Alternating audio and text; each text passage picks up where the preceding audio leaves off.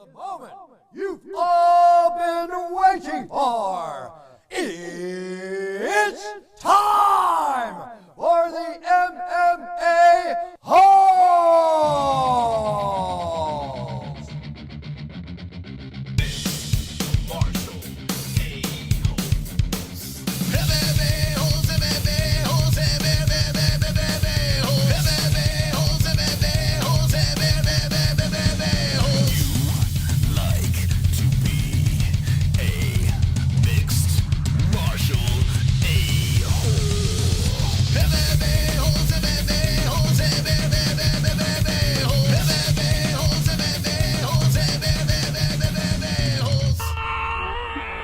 No way. From the Sanosi 1.5K King Studios of Arizona, UFC Vegas 60 Sandhagen versus Song Fight Week. Desmond Green, Ben Rothwell, live tonight on the MMA-Holes.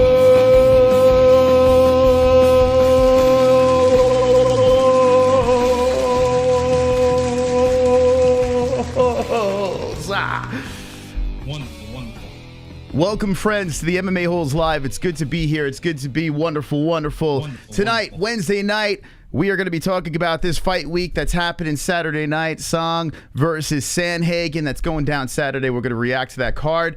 But tonight, we have a great show for you. We got two guests that's never been on the MMA Holes Live, and it's going to be absolutely wonderful. It's good to see everyone in the chat. You all fired up. Make sure you deposit your like on our YouTube video and share away as well, because that's wonderful as well. Wonderful. Okay, you ready? Do you guys like the UFC? Do you like bare knuckle? Do you like combat sports? Do you like interesting characters? Well, tonight, our first guest of the show is a fantastic guest. This man is a legend of the game. He has finished up his UFC chapter. Now he's rolling over into bare knuckle, one of our favorite combat sports. We love watching bare knuckle over here on the MMA Holes. And tonight, I am delighted to have, for the first time on the show, Big Ben Rothwell. Let's go, baby.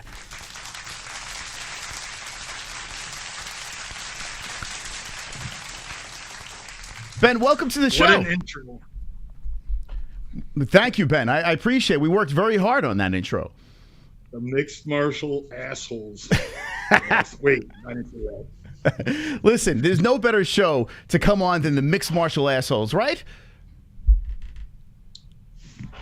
Yeah, is my video fucking up, man? I don't know what to do. Sorry. That's all right. It just glitches here and there, but I could hear you and we see your beautiful face. You said before we went live that you were training for your upcoming fight October 1st. How you feeling, big boy? Ready to go. I was ready since the summer. And it's been a bit of a wait. I signed with them in April and been waiting. But now the time's come. So October 1st, we get to go back to doing what I do best, and it's putting these fists on somebody. So, you know, you want to see blood? Tune in October 1st. I love blood. I love watching blood. Is that there's something wrong with me and our audience over here? We love seeing carnage, what we call blood, ferocious finishes, and you have a bunch of finishes under your belt over here. What does it feel like putting those big paws on a man's face? A pleasure you just can't quite describe, man. It's something that I've been loved doing. I've been fighting for a long time, even before MMA started. You know, I was doing boxing and kickboxing, but I had a good slew of street fights prior, and it really brought me into MMA, because I had people around and said, "Listen, dude, you're gonna end up in prison. You got to direct this thing." And 17 years old, I took my first MMA fight with a month and a half of training, and I won a tournament. And you know the rest. It's history. That's crazy. 17, you got started. Yes, sir. Wow, that's nuts. Fighting men. Okay, so you weren't fighting animals or women, right? No animals or women. I was fighting grown-ass men. It was just funny because I was 17 and I fought a 28-year-old, and I knocked him out, and then he was talking to a guy at the bar that knew me. And the guy, he was like depressed sitting in the bar. He's like, "Man, that guy, this and that." And he's like, "Yeah, dude, he's only 17. He's still in high school." And they said the guy like looked like he wanted to go kill himself. Like he just couldn't believe it. So, you know, it's funny you say 17. There's a gentleman that's competing on the Contender Series next week that's 17 years of age that's trying to get a UFC contract. And I always thought that was completely wild, having a guy, you know, show up at the Apex Center in front of Dana White fighting for a contract at that age. But do you think it can be done that young? absolutely. It sucks for me because at that age I was 22 and I had won a fight out in the East Coast. It was their, championship, and Dana White was there with Chuck Liddell, and I won the fight. And after the show was all over with, I was like, hey, I had like 20 some fights at that time, and he goes, oh man, you're just way too young. He's like, I'm not taking guys that young yet. Just keep growing, grow up a little bit, get some more fights. We'll look at you in a few years. Well, that's all changed. There's younger people starting all the time. So it sucked for me back then. That's how long ago it was when I started. It's wild, man. Like, it's funny. Like, he's changed a lot. Dana has changed a lot of his thoughts. Like, back in the day, he didn't want women fighting in the UFC. He didn't want, young kids coming in. Now he's bringing in the young kids. He's got the ladies fighting. And here you are, like, saying, what the fuck? Where was that years ago, right?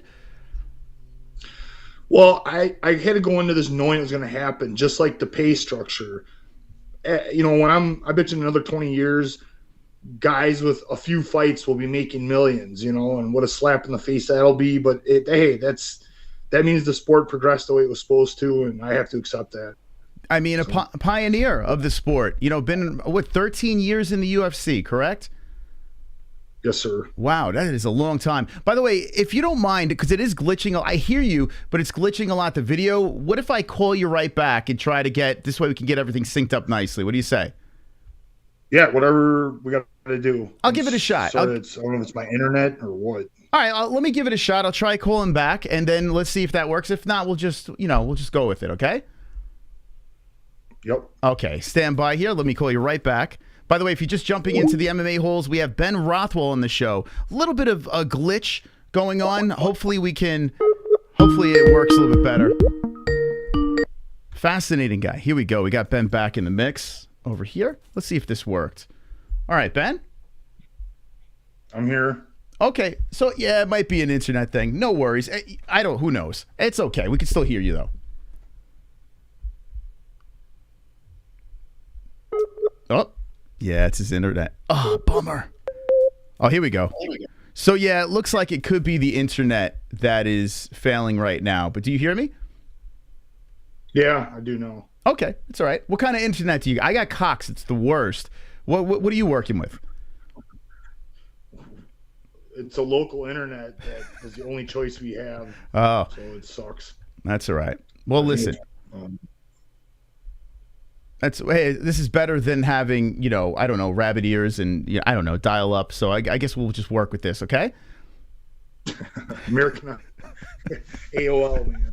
Yeah, AOL. So I'm actually 45 years of age, so I'm a little bit older than you here. I couldn't imagine being 40 and still competing in such a vicious, line of work here. I mean, we're doing the UFC, and I listened to a little bit of ARIEL Helwani reluctantly. I'm not a big fan of the guy, but reluctantly listening to ARIEL. And I heard you say to him a bunch of very interesting things. One of the things that you said was that you were on your last fight of your contract, and then you were like, you didn't like, I don't know, maybe I'm getting this right or wrong, let me know, but you just basically were like, I don't know where the future is with this, so I kind of wanted to, chase some other options. Was that what was going on? 100%.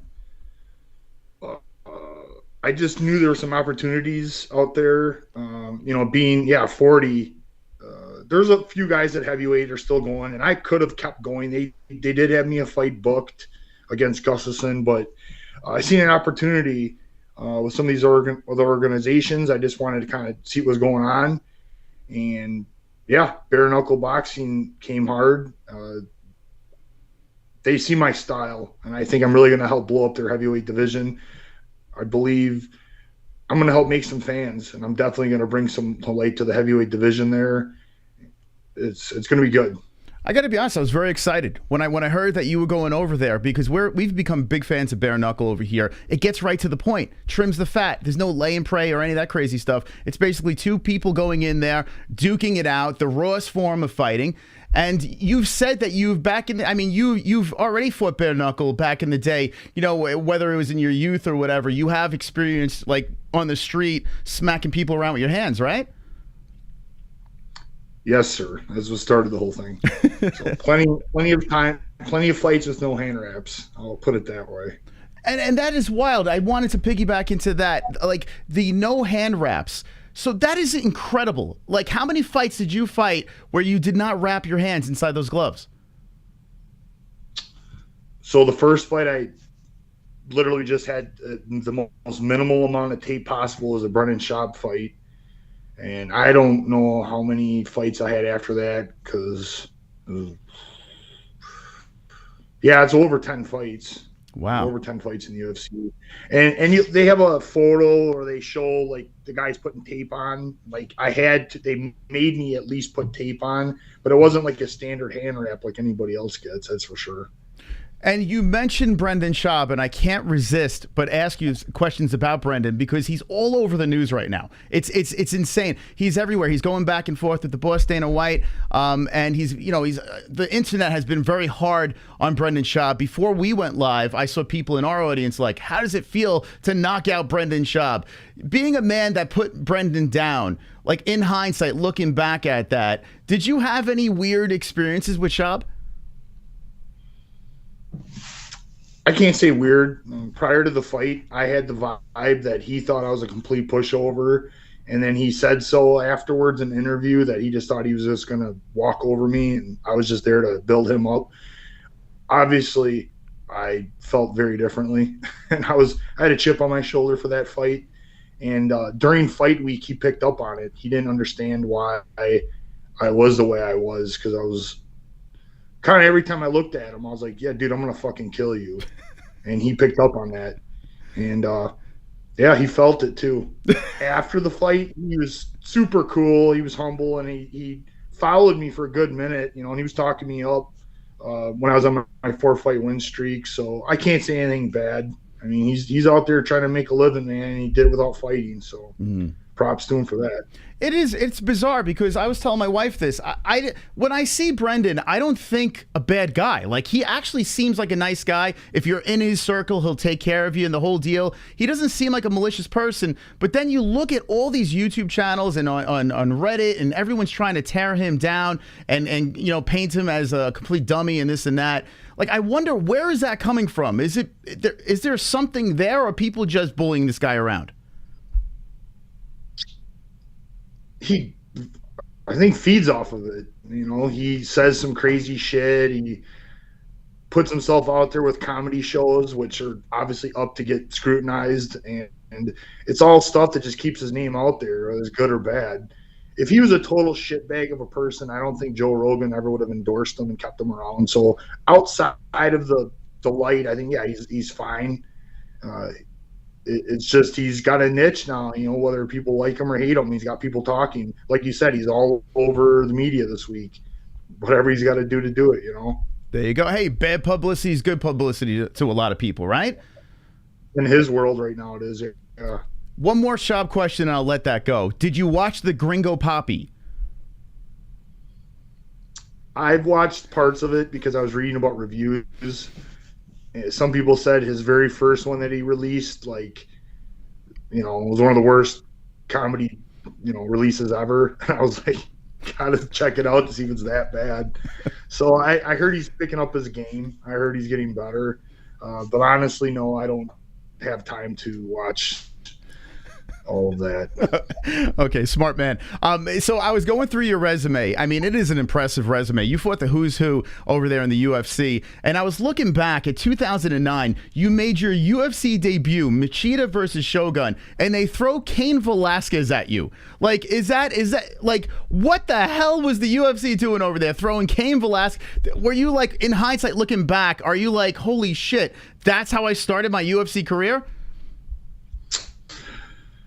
He was on the come up, so I don't think they knew how good he was. And I was coming from the IFL. You know, I was 9-0 in the IFL, and but I took a loss to Andre prior to it. So honestly, I don't know. I was supposed to fight a guy that I was supposed to fight in the Affliction that got defunct, and I was ready to beat that guy. And then yeah, they just last second replaced him with Cain Velasquez because apparently.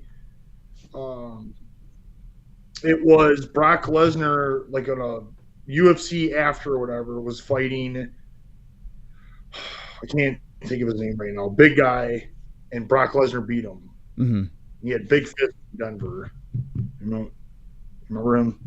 Yeah, vaguely. We have a massive Brock Lesnar fan in the chat, so let us know if you can remember. I can't. He's in the chat right now. Help us out in the chat and help. I can't. My mind's all over the place, but no, I don't really remember. Yeah, so that heavyweight, who I should remember his name right now, he was supposed to fight Cain. They were booked to be a co-main event, and he ended up got taken to fight Brock Lesnar in a championship fight, and then I had to fill in and fight Cain. So Shane Carwin. There you go. It is, yep. Yeah, Shane Carwin. There. See, our audience, we think they're dumb, but they're not. They're way smarter than me. That's why I keep them around. And honestly, that would have been a horrible fight for Shane, too. I think Shane probably would have got done to him what was done to me. Like, I didn't have the takedown defense that I possess now, so it wasn't a good night. So, I mean, go ahead, sorry. No, go ahead. No, I was going to say, I mean, you beat the who's who, Alistair Overeem's, Josh Barnett's. It's pretty wild. St. Preux, Stefan Struve's. I mean, it's great. Chris Barnett, your last win in the UFC, a guy that is like the most lovable human being, beating Chris Barnett. I mean, he was just another man in your way, and you taking him out over there in the second round. Did it feel bad beating up such a nice guy? It never feels bad when you're in the cage, but afterwards I was, I always try to be cool with my opponents afterwards, and he obviously was super cool. And look at him now, man. He's had some really big success after that fight, getting his name out there. So he's doing great. Props to him. He was, what do you say? Like, he loves the sport. You can just look, like, the guy's been around a long time too, and he really loves the sport. So it's pretty cool to see him kind of getting his day in the sun.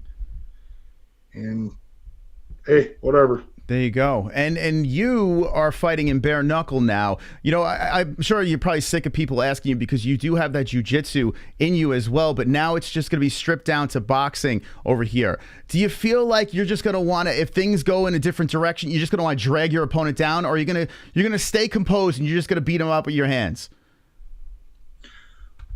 Well, I wouldn't do it in the UFC fight, so why would I start doing it now? Like, I have this awesome jiu-jitsu that I just refuse to use because I just want to bang, right? As they say. So, no, I feel like this is a great fit for me. Striking has always been number one for me. My whole amateur career was nothing but knockout wins. I have 28 knockouts in my resume as it is, so I love striking. Jiu-jitsu was a necessity, but striking is my passion. You're fighting October 1st in BKFC. BKFC is doing fantastic stuff over there. O'Bannon is who you're fighting. And, how fired up are you? I mean, a whole change of pace, a change of scenery. You've been with the UFC for 13 years, and at 40 years of age, going a different direction. Does it feel fresh right now? Does it feel, like, exciting? Do you feel young again from this, or it's just like, another fight? I don't know about feeling young or anything, but I'm enjoying the training because I had to commit weekly. I had to commit time to wrestling. I had to commit time to jiu-jitsu, and I had to commit time to putting all of those together. And now all of that is dedicated to boxing. So it's a lot of fun right now because I'm able to train a lot more. And, this is it's a great opportunity too. You know what I mean? With bare knuckle being so new, we got a new set of fans. Like I said, you've hopped on. You see it. You see the action. So I think my fighting style works great, and this is an opportunity to get all the people that love a knockout. They love the striking. They're going to tune in, and we're going to give them what they want to see. I love everything about bare knuckle. I really do. And bringing a guy like you, that's a big deal over here. You're saying that they gave you top offer, even over like PFL. I mean, PFL people winning $1 million here, $1 million there. Like, Bellator and all that stuff. So Bare Knuckle said, hey, man, we're going to beat everyone's offer? Pretty much. I mean, the PFL has that, hey, if you go and win X, Y, and Z, like, yeah, you get the $1 million, but you got to make that happen. Well, this is just more guaranteed. Like, hey, I got this contract with them, and I show up, and I know what I'm going to get. So that's exciting for me, too. I can just fight my heart off, and it doesn't matter what happens.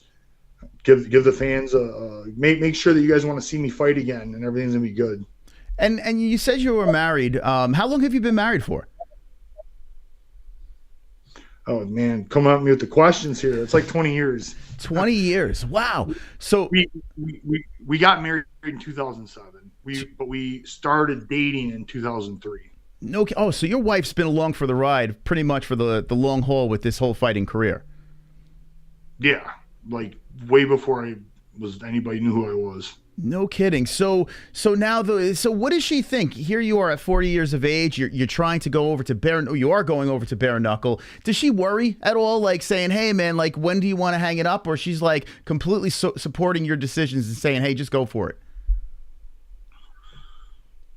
Her and I are real. She understands that that this has been a part of my life since the beginning, and it means a lot to me.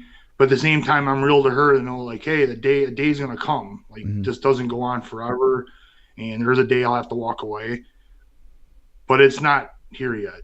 There's still too much fire, and with heavyweights, you see, there's guys even in the UFC doing MMA. They're 43, 44, 45, and in Bare Knuckle, you got guys that are older than me, Big Frank Tate, and you look at Houston Alexander. The guy's 50, and he's a 3-fight win streak. So the boxing definitely helps give us some longevity. Damage can happen in any of the combat sports, but if you can stay clear of things and get your wins in, then you can keep going in this, I feel like.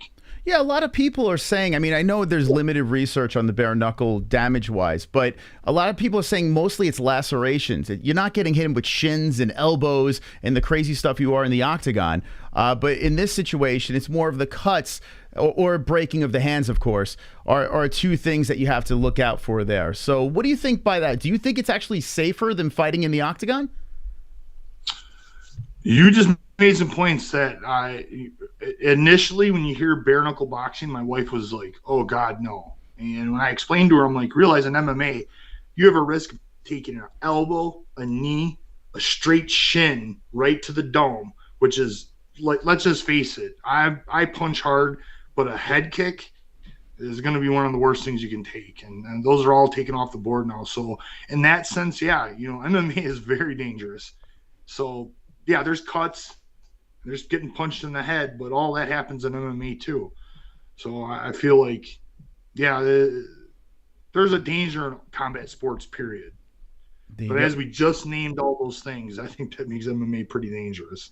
Yeah, I mean, all the sports are dangerous, I'm sure. And no matter what you play, whether it's a team sport or combat sport, there's always some sort of injury and risk involved. But you guys put everything on the line here because you're literally fighting another human being. So a lot of people are worried about the health and this and that. And the UFC gets a lot of criticism for, the health care and then they take away the sponsorships and the whole Reebok thing. I've heard what you had to say going over to Bare Knuckle. You're a free bird now. Now it's just basically like you can get the sponsors. You could walk around in costume, or we're going to see you like a prince, a Dark Knight. Like, what are we going to be seeing? Anything wild going into the Bare Knuckle ring? Well, if I told you now, there'd be no excitement for October 1st. So you got to watch. So the plan's ready. You have it all set, or you're still thinking about it? There's like an 80% plan. There's something with weigh-ins because they haven't confirmed how the weigh-ins is going to go yet. So right now, it's a no because they want us to weigh in at 24 hours within the event time. So that means there's no ceremonial weigh-ins. It's just we're going to weigh in at nighttime, and that's going to be the end of it. Typically, they allow an early official weigh-in, and then there's a ceremonial weigh-in hours later. And if that happens, then I can do some more fun stuff. Gotcha. So, I mean, you got to be pretty excited, though. You still have a little bit more freedom. And the laugh. Are we going to hear the laugh the night of the fight? It all depends on how high my heart rate gets. Do you ever? I change. I really feel like I have split personality. When I fight and my adrenaline gets going, the intensity comes out. I'm something else. I'll just leave it at that. I feel like you're a lot of fun at a barbecue. I feel like when your neighbors or friends or whoever's throwing the barbecue and you show up, I feel like everyone's like, yes, Ben's here. Is that true? I don't know. It could be the opposite too. They might be like, fuck, all of our food's going to get eaten. You have, so you're a big human being, and I'm assuming you do have a massive appetite. What's your food of choice? What's your go-to? Oh, man, I just love, like you said, I love food. But if you just want good old American cooking, I cook a badass ribeye on the grill. So I always go and I eat it on a cutting board. Everybody's like, "What? I mean, he eats his food on a cutting board." It's one of my favorite things to do, the cutting board steak. So I put my mashed potatoes on there and my green beans, and I just eat it all on my cutting board. It's the best.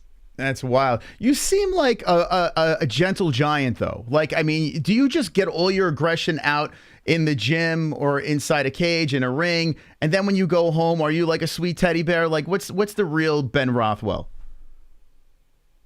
Yeah, so I try hard to be caring and understandable to all people around me.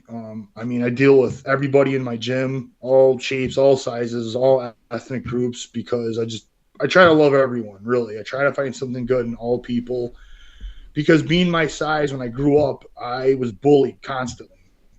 And I got so angry. And the number one reason I started fighting is because of that anger. I was so upset watching guys bigger than me or older than me bully other people, bully me, and use their size in a wrong way. And I was so upset by that I started learning MMA. I said, I'm never going to let another human being repress me like that, the way I was when I was younger.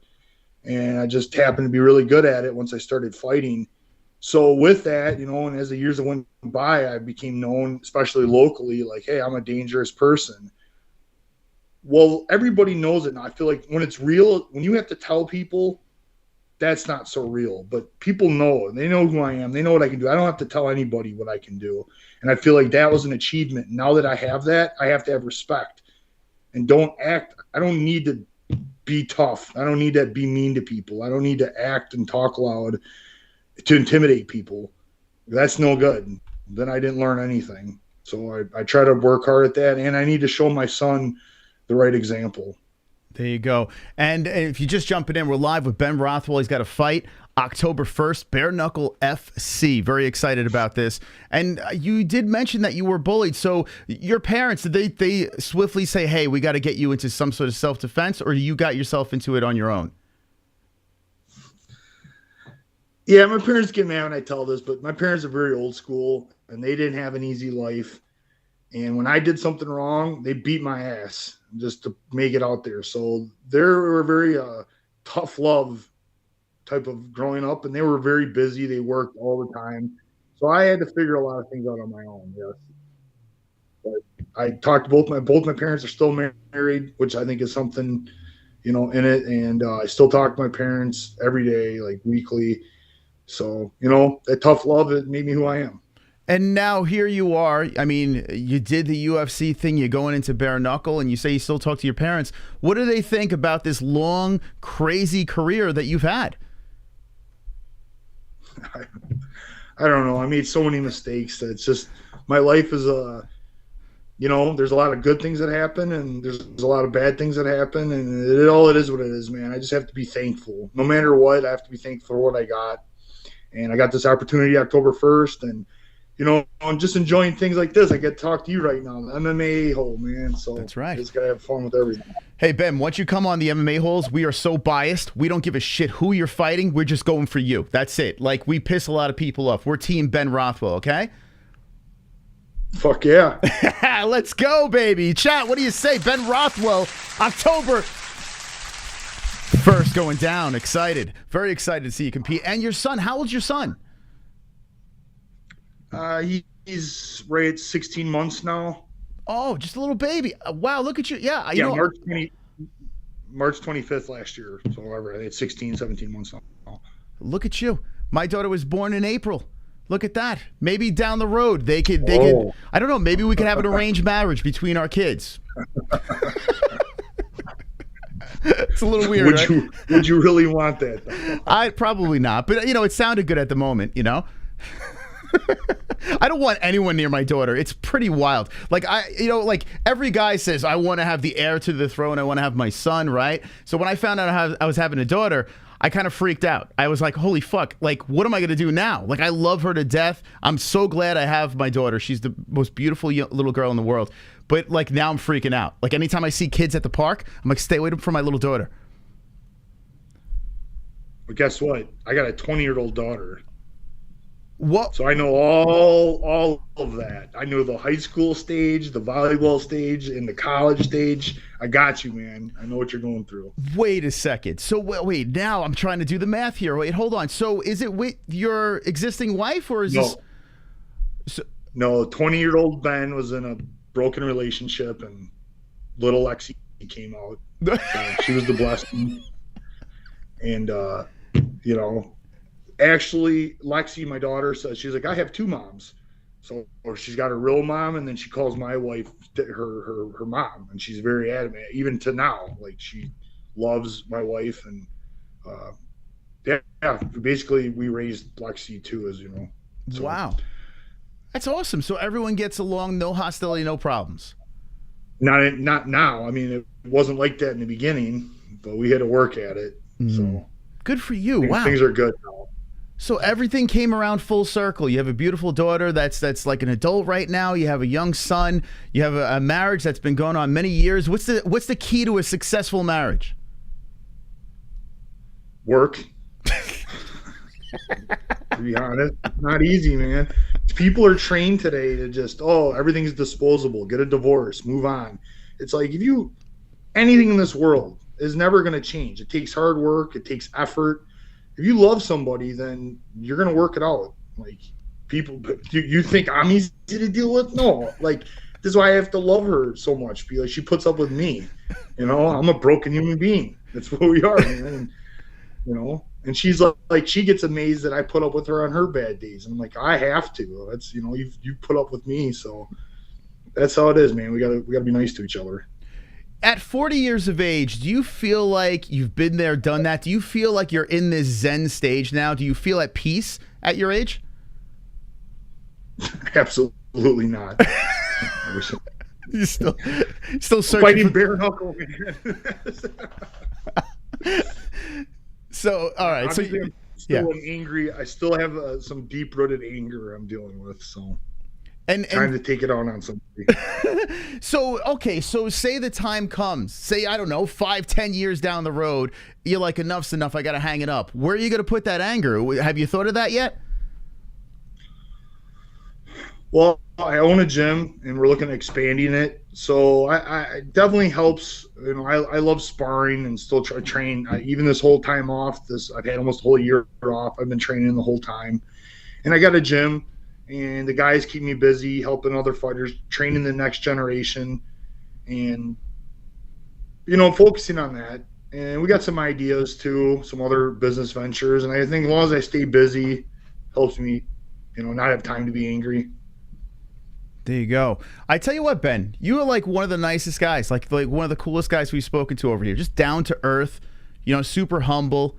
Is it from all the years of competing and against like the top tier athletes out there? Has it humbled you and brought you down, or have you always been this type of person? All respect to mixed martial arts. I'm an ambassador for combat sports, but MMA obviously is when I started when I was 17, and I was a very, very angry and dangerous individual because I had this horrible chip on my shoulder, and MMA took it and saved my life. Like I said, I was probably on my way to prison or being dead. So all credit to the combat sports for saving me. And now after many years of doing this, yeah, I've been humbled, and it's just time to give back and just never forget who I am and where I came from. There you go. We have a message that leaked in from our audience. Let me play it real quick over here. Super chat. This is from a Travis Tabor. Ben, Thanks for all the entertainment through the years. But I have a feeling we have seen nothing yet. Mew-ha-ha.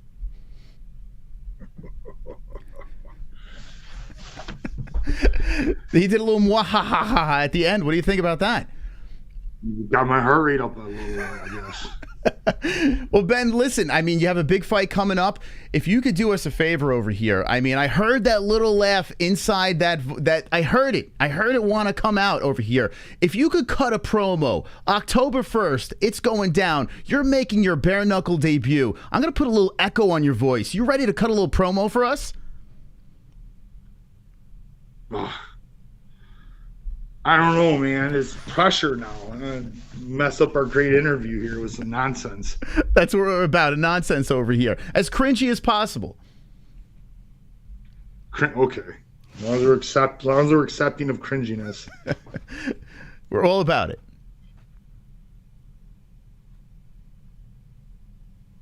Is there a cue or you just want me to hit it? I got the echo on your voice whenever you're ready, bud.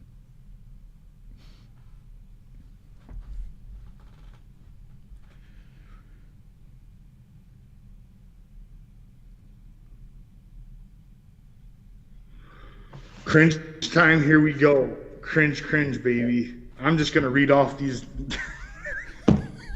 I'm like part brain dead right now, man. All right, how about this? I got beat around before I came on. Oh man, what do you want? What do you want from me? All right, I'm gonna change it up for you.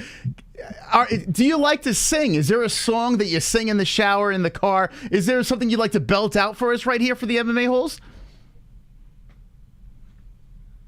La la la la la la la la Elmo song.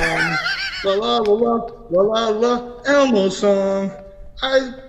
Something the words. I made the song. That's Elmo song. Yeah. Fuck off. There we go.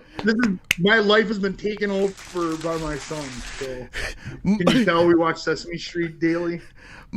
It's so funny that you. Oh no! It's so funny you just sang that. My daughter just got introduced to that, and she fucking loves Elmo, and I want to bash my brains against the fucking wall every time I hear it. It's so hilarious. So he just got into that? Yeah, he jumped on Elmo several months ago. He loves fucking Elmo, man. Wow. What about Coco Melon, Hey Bear, any of that stuff? You play that for him? He grabs the controller and hands it to me. That's telling me put fucking Elmo back on. my daughter does the same thing. Oh God. Yeah, he's like turning the shit off. He can't use the controller. So he's hilarious.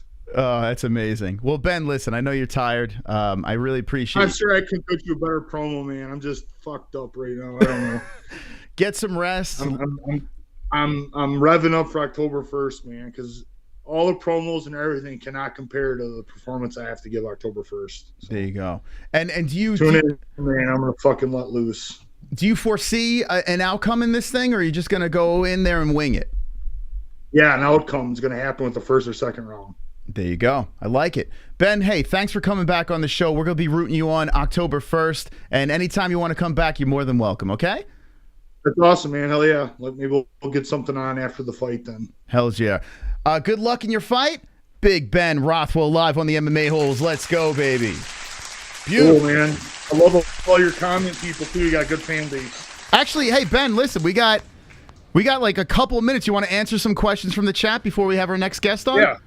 Yeah, that's awesome. They're on here with you. That's pretty cool. They're a great audience. Hey, chat, get them in quick. We have a guest coming on. Desmond Green's coming on very soon. But Ben Rothwell fighting for Bare Knuckle October 1st. Get your quick rapid fire questions out there for Ben. It seems like they love you in the chat. Annie the Knitter. She's been saying she loves me this whole time. So Annie the Knitter. Be careful. She has the wettest pussy in the chat. Be very careful. No, I don't try Delta 8 dummies. I just do the real thing. Get the fuck out of here. Banner, you're cool. I'm just talking shit. All right, I'm going to leave you to the chat here. The chat, say what you will to Ben Rothwell. Oh, boy, they're going nuts now. Team football. I don't watch other sports. Sorry. If you catch a good question that passes up, let me know. Okay. Tell Ben he's singing has been clipped. Yeah, they're gonna try to clip something from the show for sure. So you don't watch any other sports, huh? Nah, my buddies love it, man. They get upset because they're into football drafting and everything like that. And like, dude, I barely watch my sport. You know, I barely watch combat sports as it is. You know, I have a great. Oh, go ahead. Sorry. No, go ahead. Well, this is a question here. I want to see how much of a nerd you are. Do you watch House of Dragons? So I watched the entire Game of Thrones, but I haven't got a chance to get on House of Dragon. I'm sure I'd love it because I obviously watched Game of Thrones. I'm a huge medieval advocate and of the samurai era too. I have several samurai swords. I go to Renaissance fairs, so I'm a big time nerd. You know, I've been known to play excessive board games, and I'm pretty good at Magic. So yeah, I'm a super nerd. And have you watched the new Lord of the Rings show that they put out there? It's getting a lot of criticism, but no, I did just catch a little bit of the Obi-Wan Kenobi series. I checked out that last scene with Darth Vader. I'm just kind of interested in that because a lot of the Disney stuff I'm not too fond of the way they get. It's just everything is like so they turn into for little kids. I want to make a rated R Star Wars. My own version. People that get fucking ended left and right. You would think Darth Vader would be perfect in a rated R movie. The guy is like the best villain of all time. Yeah, like just oh man, I would do some cool shit. And what about Vikings? Not hold back. What Vikings? Yeah, like anything in the past. Like samurais are my very favorite, but I love the Middle Ages, a lot of anything with Vikings. Like I'm into it.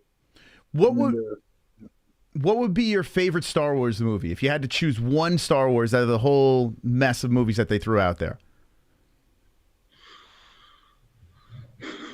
I mean, I know a lot of people say number 5 because I was young, but when Darth Vader told Luke, I'm your father, that was a huge bomb drop for the time. But it is still a cool one. I like Hoth.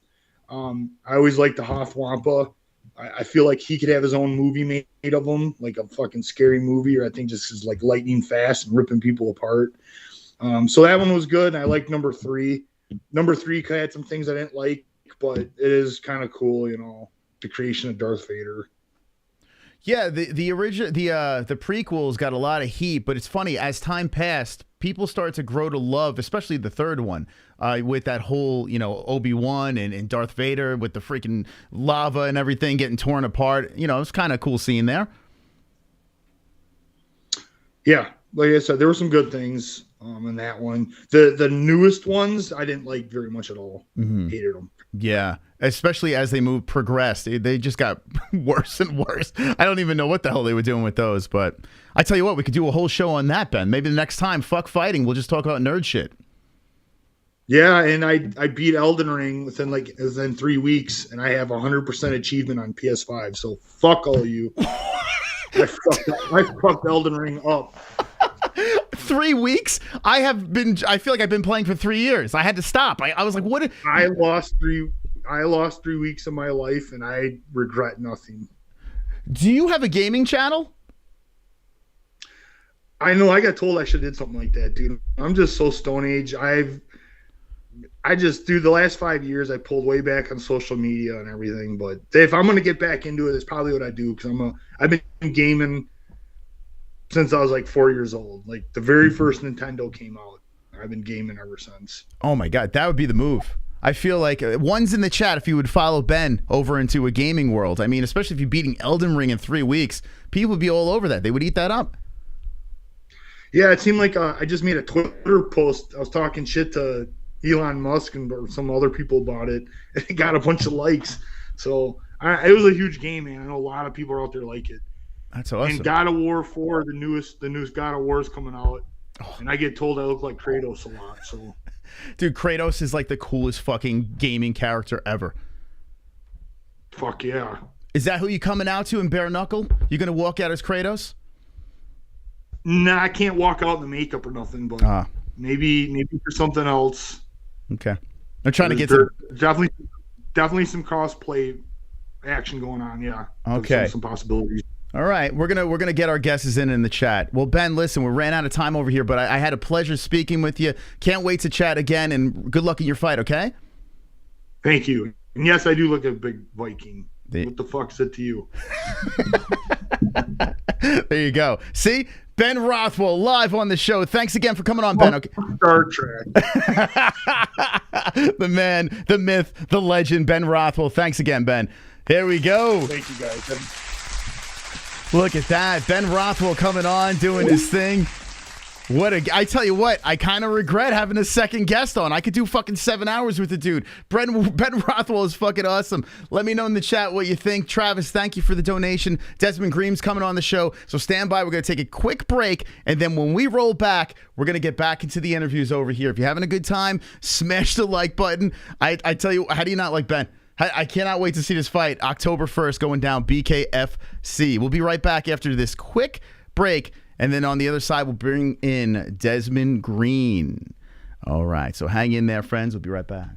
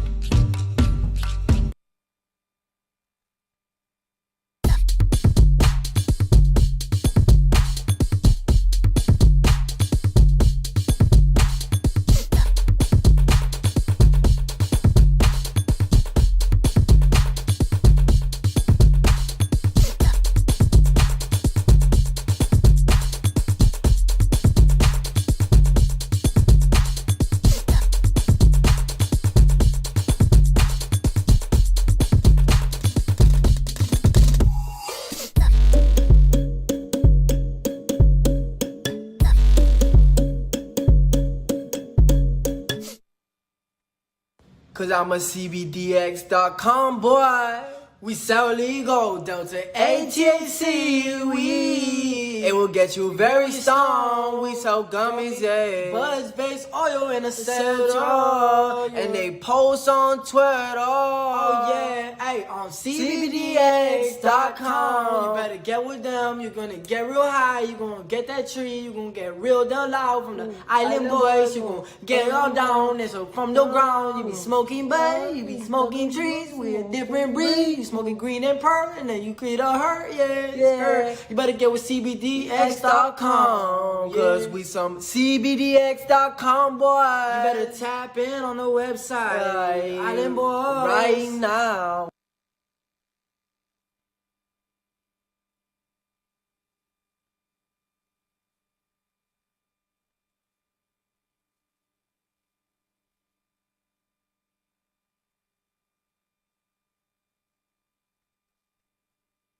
When it comes to underwear, there's nothing more important than comfort.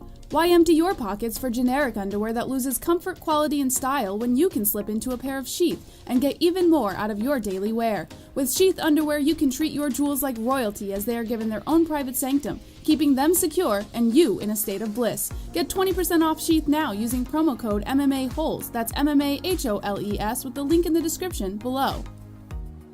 And for the ladies? Absolutely! Sheath isn't just for men. Ladies can now experience Sheath's style, comfort, and functionality too. Sheath for women is crafted using a signature modal elastane fabric blend for form-fitting breathability that will not affect the natural pH environment or the microclimate of the skin while producing that long-lasting, unimpeded comfort. Use promo code MMA-Holes, MMA-HOLES for 20% off at sheathunderwear.com.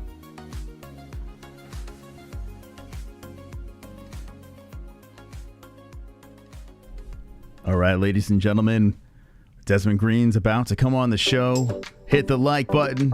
Get your custom belts from UndisputedBelts.com.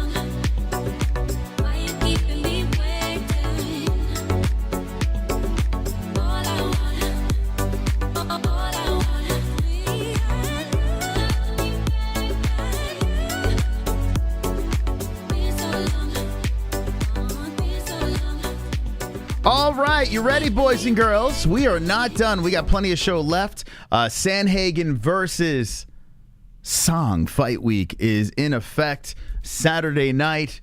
And we're going to be reacting. We're going to be hanging. I need you guys to do me a favor. Smash-tickle the like button, please. Smash it up as we get Desmond Green on the show. Another guest we have not had on yet. So let me get that thing locked and loaded here. But Ben Rothwell, if you missed it, if you just jumping in, Ben was just on. Fantastic guest. Very nice guy. We'll be rooting him on October 1st, making his bare knuckle debut. Okay, here we go. Boom. Okay. Julian Lane, yeah, he's coming on in a second. He'll be after Desmond. Okay. Desmond Green. Let's give him a ring. Okay, let's get Desmond on the horn here.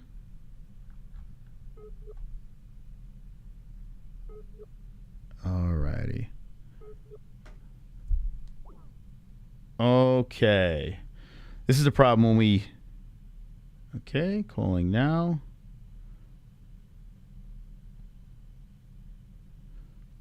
Calling now via Skype. Make sure your app is open.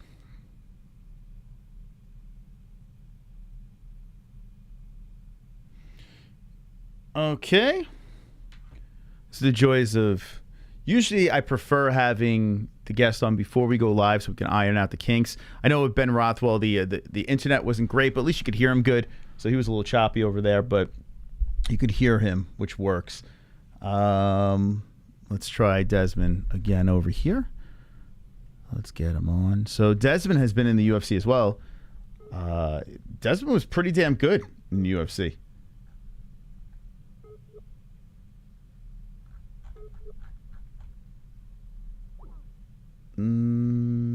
Okay. 1 year ago I was so white, but now I'm brown. Now, woo!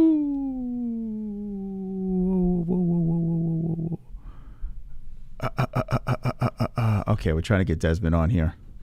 Of course, technical difficulties, as Desmond is MIA.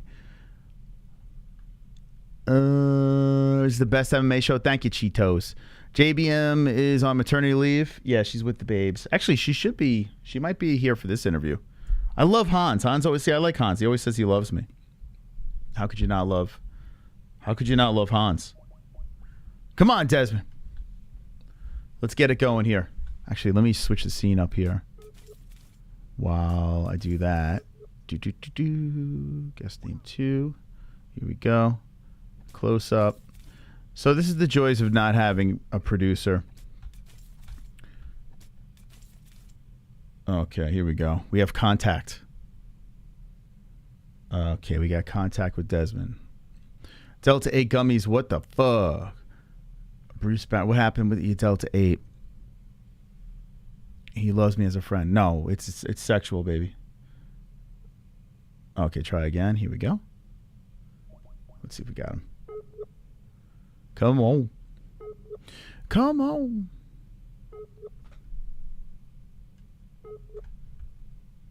on. Okay. Let's see. Alrighty then. Let's go like this. Give me 1 second here, chat. I know this is riveting. Here we go. There we go. All right. Got him. Got him. Okay. All right, ladies and gentlemen, live on the show for the first time ever. This gentleman was a UFC fighter. This gentleman is now competing all over the place. He's doing a lot of stuff. Very spectacular fighter. First time appearance on the show. Desmond Green live with the MMA-Holes. Let's go, baby. Yo, what's up, people? Hey, Desmond, how you doing? I'm chilling, man. Chilling. It's at the crib. Got my little guy behind me. There you go. Look at that. Can you put the phone sideways? Would that work? Is that okay? Yeah. Is that better? Boom. There we go. Full screen. Nice. Desmond, Yeah. hey, thank you for making some time hopping on the show. What do you got? Your son back there? I can't see. Who's back there? Yeah, my little guy JoJo. And how? Hey, what's up? JoJo. Hey, how you doing, buddy? Yeah, How old's JoJo? he's doing good. He's 3. He'll be 4 in December. 4 in That's December. my youngest. I got 4 children. That's my youngest. Got 2 boys, 2 girls. 2 boys, 2 girls. Man, oh man, you're a busy guy, huh? Yeah, busy to say the least. I tell you, man, I have 1 child. She's a little over 1 year old. I don't know how you're doing with 4, man. 1's tough alone. Yeah, no, it is. Honestly, the more you have, the easier it is to be truthful. You know, like they help entertain each other, so it all works out for me. So you tell me I got to get to work. Yeah, for sure. You have a couple more, you'll see it's easier, and then you just pin them on each other. They all entertain each other. Like, hey, go play with your brother, go play with your sister. There you go. Well, Desmond, hey, I appreciate you coming on here. You've been very busy, and now you're on a 2-4-6 fight win streak over here. Ever since the UFC, you had 2 UFC fights, Charles Jourdain and Ross Pearson. Then you roll over to BYB, Bare Knuckle, Freedom Fights, CageZilla. You are on fire right now. Yeah, man, you know, just trying to keep this ball rolling.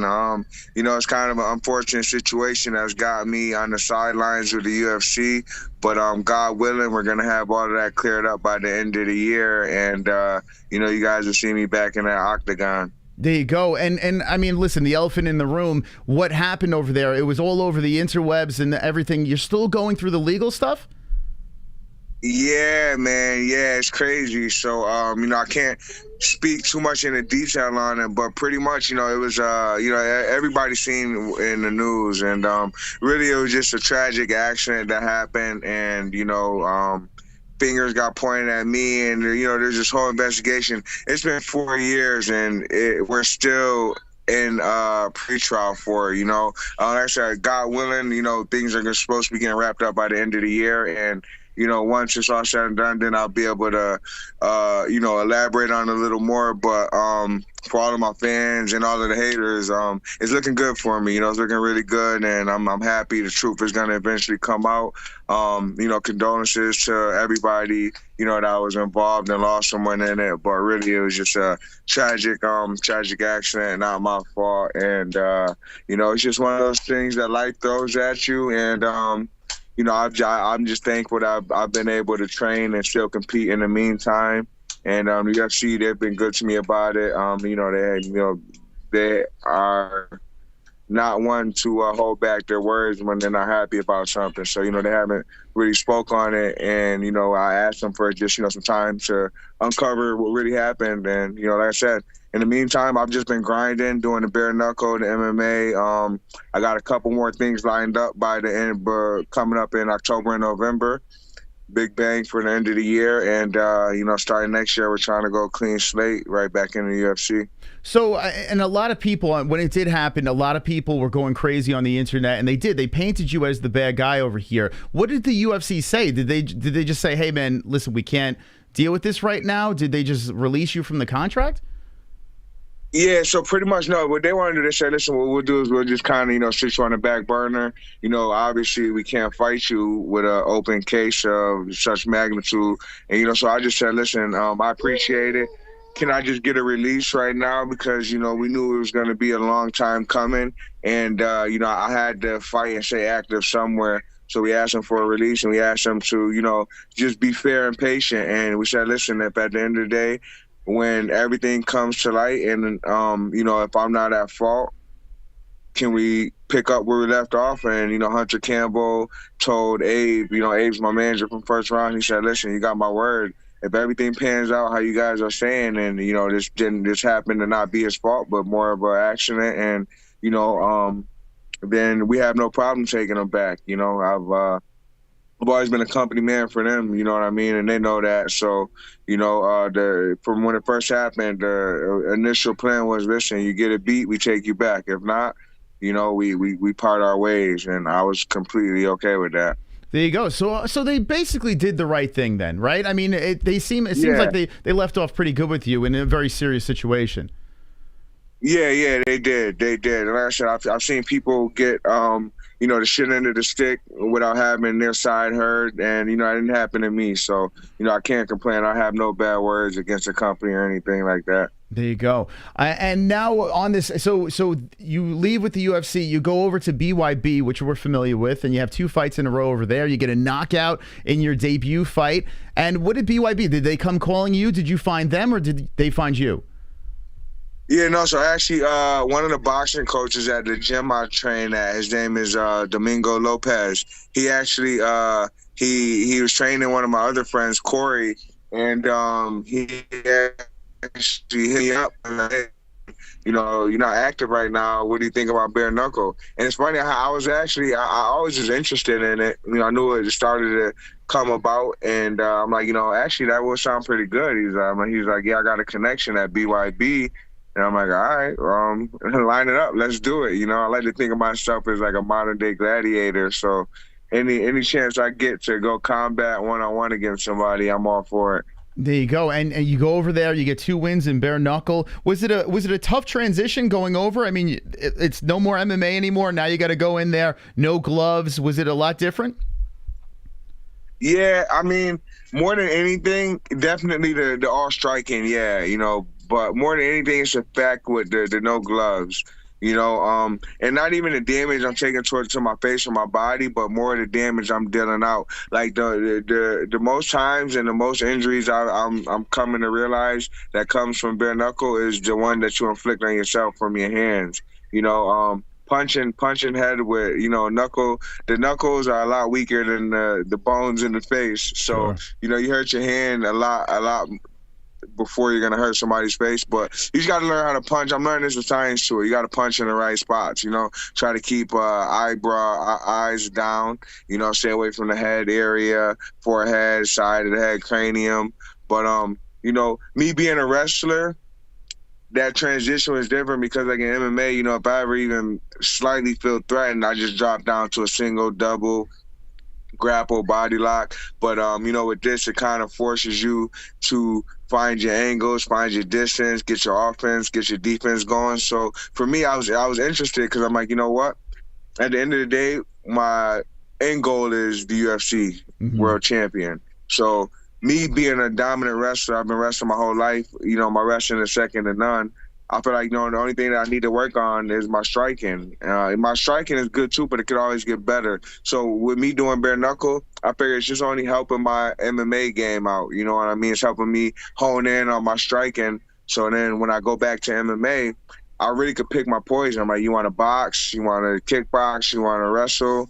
I'm doing it all right now, so it's helping make me a more complete martial artist. It's pretty wild. I was going back into your resume, and I forgot how good you were, man. You beat Josh Emmett, Gleason Tebow. I mean, it's nuts. I mean, before you went on this crazy win streak right now. So I mean, you're basically into your prime right now. Like you're sharpening your tools. And maybe, I mean, I know it's crazy to say this, but maybe perhaps this is all a blessing in disguise. You get this experience outside the cage again, outside the UFC, and then by the time you're back in there, you're a whole different animal. Is that what you're trying to go with? Oh yeah, for sure, man. It's been about 3 years since my last UFC fight, and honestly, the level of accomplishments and things that I've been able to accomplish and climb, and the level that I've been able to bring myself to since those 3 years, I'm a whole different fighter. And it was scary before. 3 years ago, I was a really good MMA fighter, really good UFC fighter. I went 4-2-1 with them. It was on a 2-fight win streak.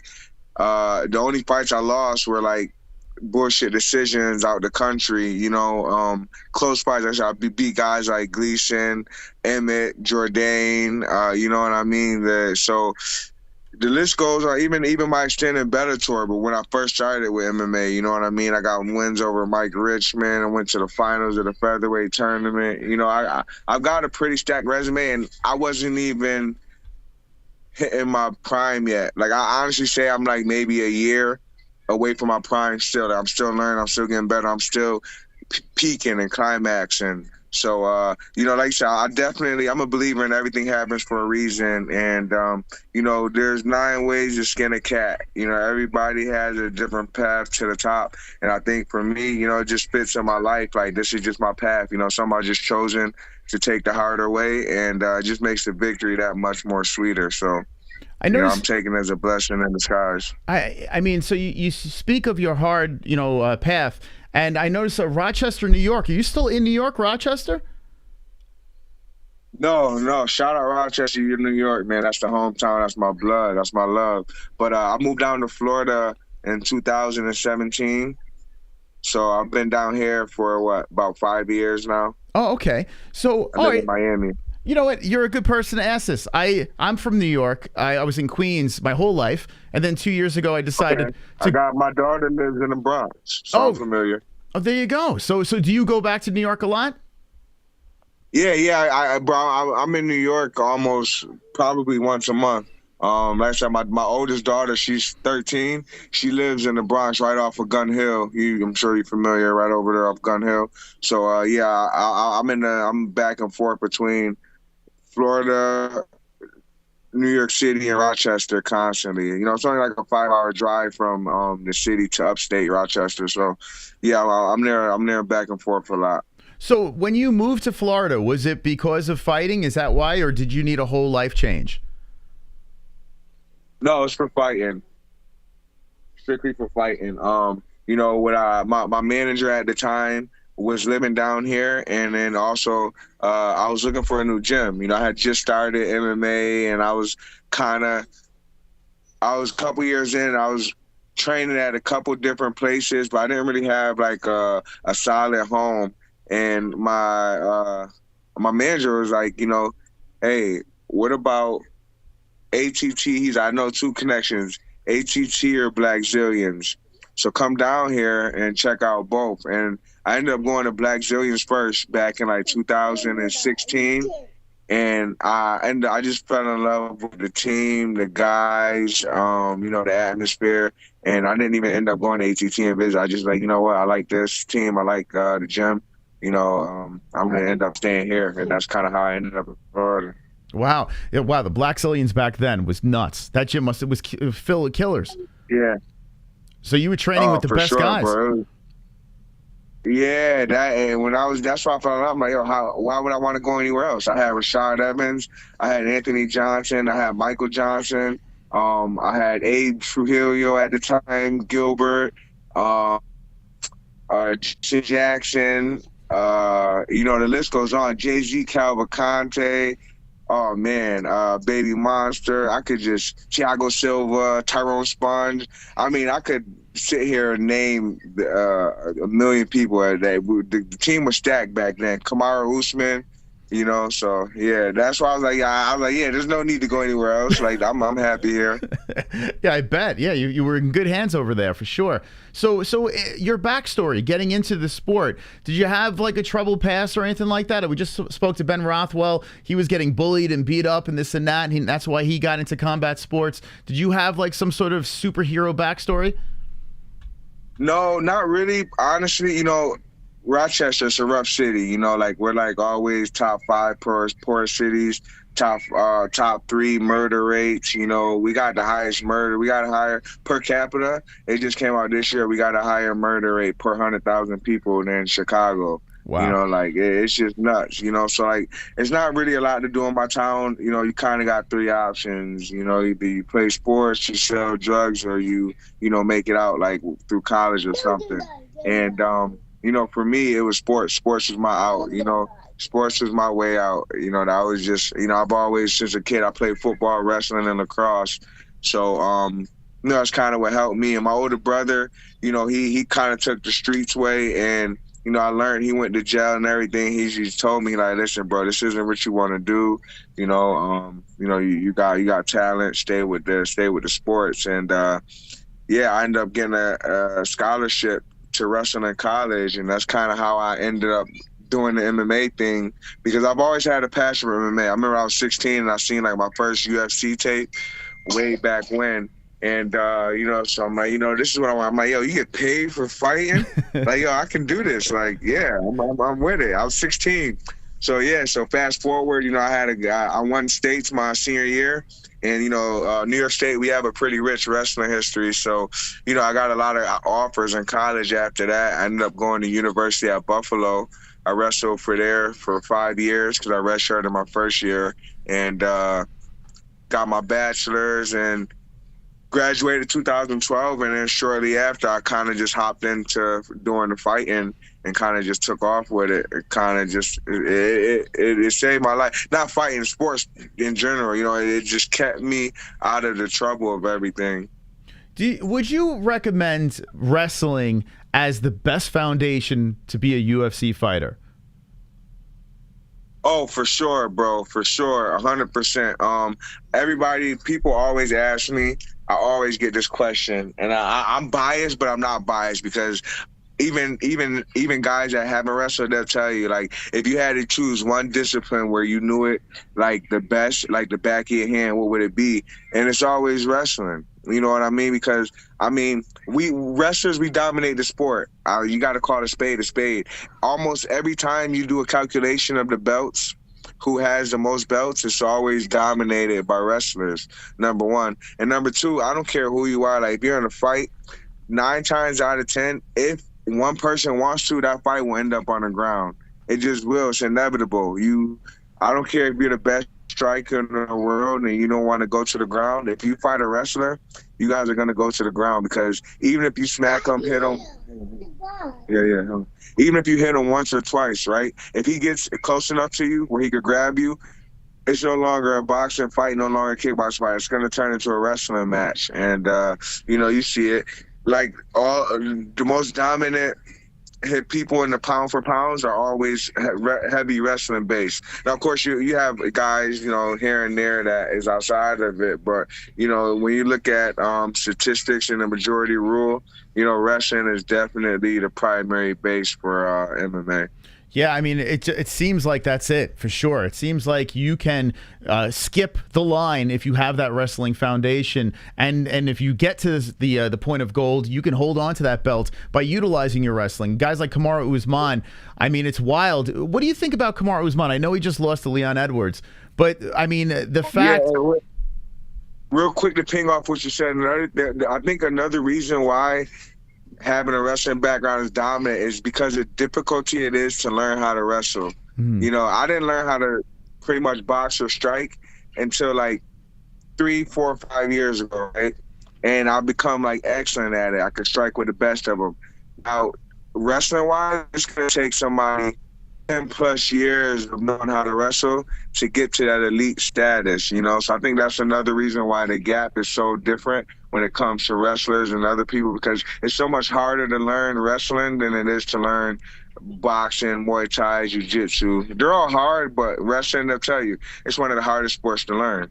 It's true, right? You see these fantastic strikers out there, and then they have to reverse engineer because they have to stop the takedown, and they have to fight these guys that will constantly drag them down to the ground, and it's almost impossible to catch up to these guys with all that experience. 100%. How about as you said with Kamara now, that's one of my boys. Like that, he's one of the reasons I came down here. Man, tough pill to swallow, but you know what I tell you. That guy, the way he's handling it, the way he's acting, you know what I mean? The way he's not shying away from the public, he's not shying away from what happened. You know, it's I forget who it was, but a guy told me, and he'll probably message me if he sees it. Oh, that was me. But he said, listen, skiers, they get cold, swimmers, they get wet, and fighters, we get hit. So, you know, it comes with the territory, and he knows it. You know, it's just one of those things. And this is one of the most unforgiving sports ever, because it's the only sport where you could dominate. If the fight is 15 minutes or 25 minutes, you could dominate for 24 minutes and 59 seconds. And in the last second, if you get punched and your lights is out, doesn't matter. You lose. Nobody remembers that you dominated for 14 minutes and 59 seconds. The only thing that's gonna be on the internet is the picture of you on your back looking up at the ceiling.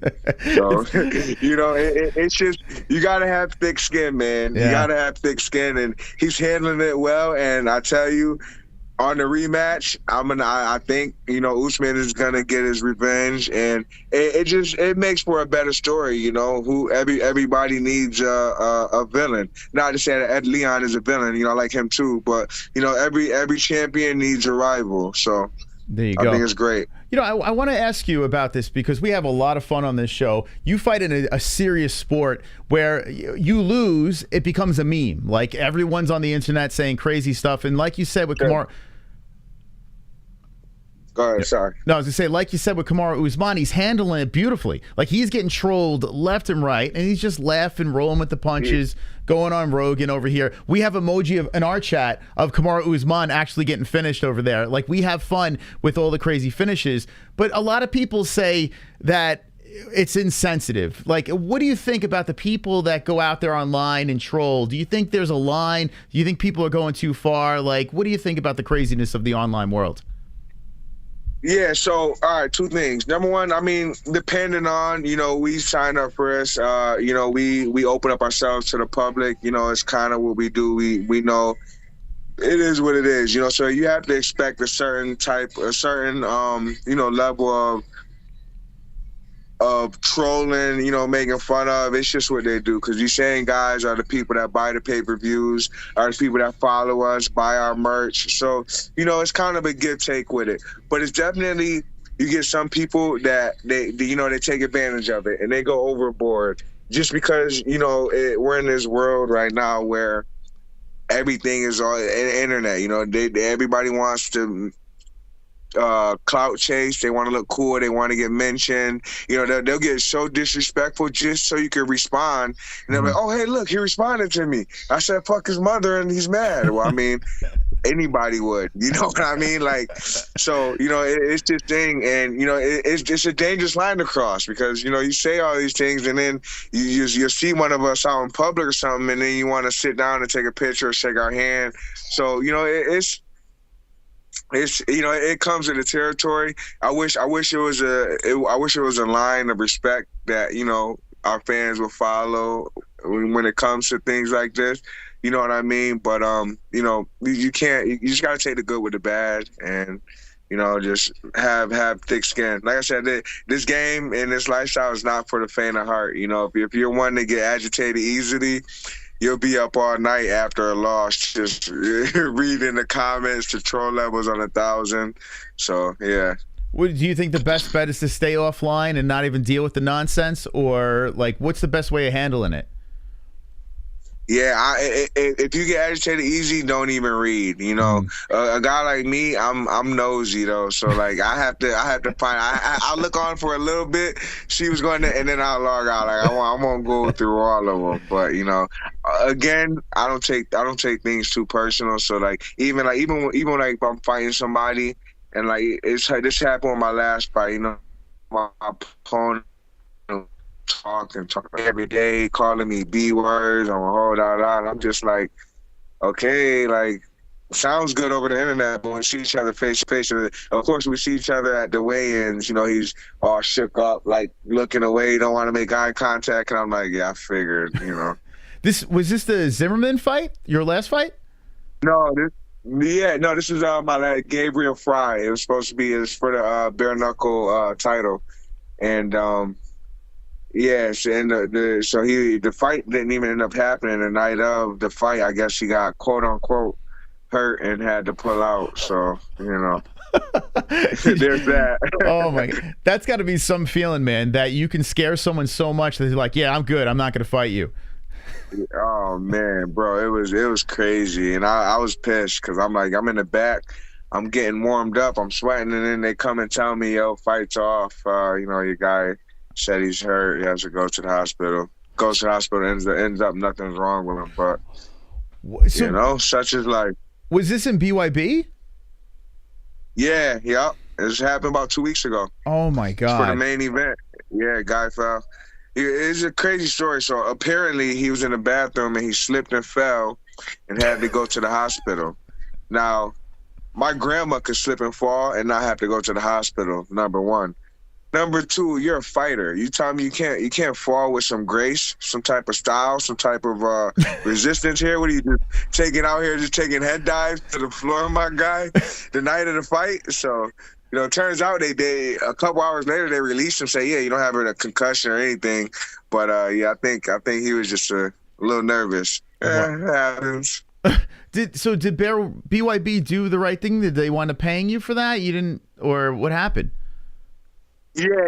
No. Mike, the owner, Mike took care of me. He took care of me, and he promised me a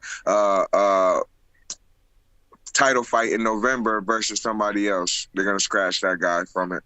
Tell me about the Trigon. I mean, it's pretty wild over here. I know Trilla tried to steal it, but BYB is the first fight organization to have that Trigon, and you're trapping people in corners. Was it weird getting used to that? Oh man, the Trigon is crazy, bro. It's talk about fighting in a phone booth. Like it brought me back to the old days when you in the hood and you got 10 guys circling up and you and another guy's in the middle. Not too much room, and you don't want to back up because you ain't gonna get pushed in. So you want to just stand your ground the whole time. But yeah, it's crazy in there. Literally, 2 steps forward, 2 steps back, 2 steps left, 2 steps right, you're touching a rope. You got like a 2-3 step cushion each way before you're on the rope or in the corner. So yeah, it presses the action a lot, but I like it. It kind of forces the action. It forces you to either nut up or shut up. How do you train for something like that? Like, do you put yourself in specific situations in camp to corner yourself off or try to corner your sparring partners off? Yeah, so what we do is I do like my mitts and my sparring sessions in a boxing ring, right? But we put a rope diagonal, so we turn the boxing ring into our own little Trigon. And then, I do my work in there, so I get used to, the movements, the atmosphere, the Trigon, everything like that. Oh, it's got to be pretty wild, man. Getting in there, bare knuckle, Trigon, the whole atmosphere. They really put on a good show. I like that they're actually growing, yeah. and they're going against BKFC. They got a nice production as well. It's free. The best part about it, you can watch it on YouTube for free. Yeah. So what are your thoughts on BYB as a whole? No, they got a good platform, and I love it. You know what I mean? I'm Team BYB. I like what they're doing over there. Real family oriented. And I feel like it's a place where I can help them and they can help me. You know what I mean? We just help each other build, and I love the guys. Mike is a real genuine guy. He cares about the fighters. He has a passion for the actual sport, and yeah, I love it over at BYB. And man, like I said, that Trigon is something different. Like, talk about an adrenaline rush. Go in there and get knuckles with no padding thrown at your face, and yeah. You'll be in for a ride. I mean, I can only imagine. I have nothing but respect. You guys are wild going in there, slinging it out, no gloves on, the whole deal. The walk, the fight, the whole experience from compared to what the UFC gave you, was it really a big learning curve going into the Trigon? Were you how was the nerves, or did you feel like you did the UFC, you were at the top level, so nothing could really knock you down? Where was your mindset walking into that ring? Yeah, no, I was good, honestly, man. I've got, I think 32-ish MMA fights. I've been a wrestler, so I'm used to going out there in a crowd one-on-one versus somebody with people watching. And that's another thing which helps being a wrestler. Mm-hmm. You get used to the format of fighting, right? In a wrestling match, it's you versus one guy on one mat, and everybody's watching you guys, so you kind of get used to the limelight being that, like I said. So then you move on to MMA. I did 30 fights there. I've been to the top of the top, you know what I mean? I fought, and I'm from New York, so I've always had to fight away. Mm-hmm. I didn't have my first home fight until 25 fights into my career. It was the first time I was ever able to fight at home. Because MMA in New York just got legal I think like maybe 2017, 18. I started fighting in 2013. You know, so for my first 4 years, me fighting at home in front of a home crowd, I never even knew what it felt like. You know, so I like nerves never was a thing for me. You know, I was always used to going out there, had them to put on in front of everybody else. So, you know, with BYB, it was the same thing. You know, I went out there. To me, it's like another day in the spar. You know, it's like another day in the gym, except for this time I get paid for sparring. So when would you say was the most nervous you've ever been competing? Whether it was in wrestling or maybe a UFC debut? Like, when was the time where you're like, holy shit, I'm in over my head? Has that ever happened? No, not I'm in over my head, but like the time I got super nervous on my UFC fight in Rochester, and it's only because it was my hometown. And you know, Rashad Evans, I remember Rashad Evans and Anthony Johnson, they both pulled me to the side and hey, listen, I know you've never fought at home before. This is my first time fighting in my hometown. They're like, listen, you never fought at home before, so you're going to be nervous a little bit. You know, they're trying to give me, you know, big brother advice. Like, you know, try not to be around, you know, don't worry about having your phone off. Don't worry about meeting up with too many people. They want tickets. They want shirts. Just tell them meet up with somebody else to see you after the fight. You know, it's just going to be a lot going on. And, of course, me, nah, bro, I got it. Nah, it's easy. Nah. Bro, I get home and like just like they said, there's just so much going on, and I'm sitting here running this way, I'm running that way. I'm trying to see everybody. I'm trying to see people. I'm practicing. I'm cutting weight. I'm doing my interviews, and then night of the fight, this is when it get really crazy. Like as they called me out, like the crowd is going crazy, and I'm just like, damn, all of these people like sold out. We had like 10, 15 booths. Like just for me, the booths hold about 35 to 50 people. I had another couple hundred like I had probably 500 to 1,000 there easily. Wow. And I hear everybody roaring for me, and I'm just like, my heart started going fast. I'm like, holy shit. Everything started going through my mind like, damn, what if I make a mistake? What if I get hurt? What if I got knocked out? Like I'm gonna be embarrassed in front of my eyes. I had to like pull myself together, like, all right, bro. Calm down. It's just another fucking day, another spar session. You've worked your ass off for this. Like, you know, just go out there and do what you do best. And, you know, I went out there. I ended up winning. So, you know, it was good. But, yeah, that was probably the most nervous I've ever been in competition. What card was that on? I'm looking through Tapology. I'm trying to find which one that was. Who'd you fight? That was the UFC Rochester card. I think it was, I want to say it was Daniel Corey. No, that was Buffalo. Who was the main event? It was, the main event was, what's the name? Dos Anjos versus Kevin Lee. Dos Anjos versus Kevin Lee. So was that I'm trying to find what card that was. Rivera, hold on a second. I'm curious. I want to say it's called UFC Rochester. I forget what card it was, though. Look up UFC Rochester. So Cormier Johnson. Hold on, let me see. I'm looking through right now. Let me know in the chat if you could find it. I'm actually curious because that's wild. So you had all that family in the crowd, and was Bruce Buffer the announcer of that one? Yeah, I believe so. Fuck. Yeah. So you got Bruce Buffer screaming your name. Your family's in the crowd. Oh, bro. It was so energetic. It was crazy. That must have been nuts. And now, I mean, now here you are. You're still doing it. You're on a nice win streak over here. You got a beautiful family. I mean, I guess, you know, even though you've had your ups and downs with a lot of stuff with life, here you are. You're still blessed. You still got things going forward. I mean, you're always landing on your feet. Yeah, you know, I'm an optimist, man. And, you know, I always say, you know, the glass is always either half empty or half full, right? So why not be half full? You know, it's just, no matter what, I could be pissed off all day today, right? I got to wake up tomorrow. Or I could be happy all day and I still got to wake up tomorrow. So I always choose just to be happy. It's, you know, a lot easier like that. There you go. And the kids, when they get older, are you going to guide them towards the way of the fighting, or are you going to let them figure it out? Oh, most definitely. Well, my girls, you know, they can do whatever they want. They're little princesses. But my boys, it's boot camp. You know, they got no choice. They're gonna be fighters 100%. They're gonna get into wrestling first, and then they're gonna do the fighting after. I mean, you can't go wrong. You know how to defend yourself. I mean, even if they don't take it as a career, it's fantastic to learn. So you're saying wrestling's the way, right? Yeah, and they love it. My 9-year-old, my son, he's 9. He already started wrestling this year. He's doing pretty good. And my other one, he's 3. He hasn't started any sports, but he's gonna be my champion for sure. He loves it. He's in the gym with me. He has his gloves. He's always practicing. So yeah, there you go. He'll be a fighter.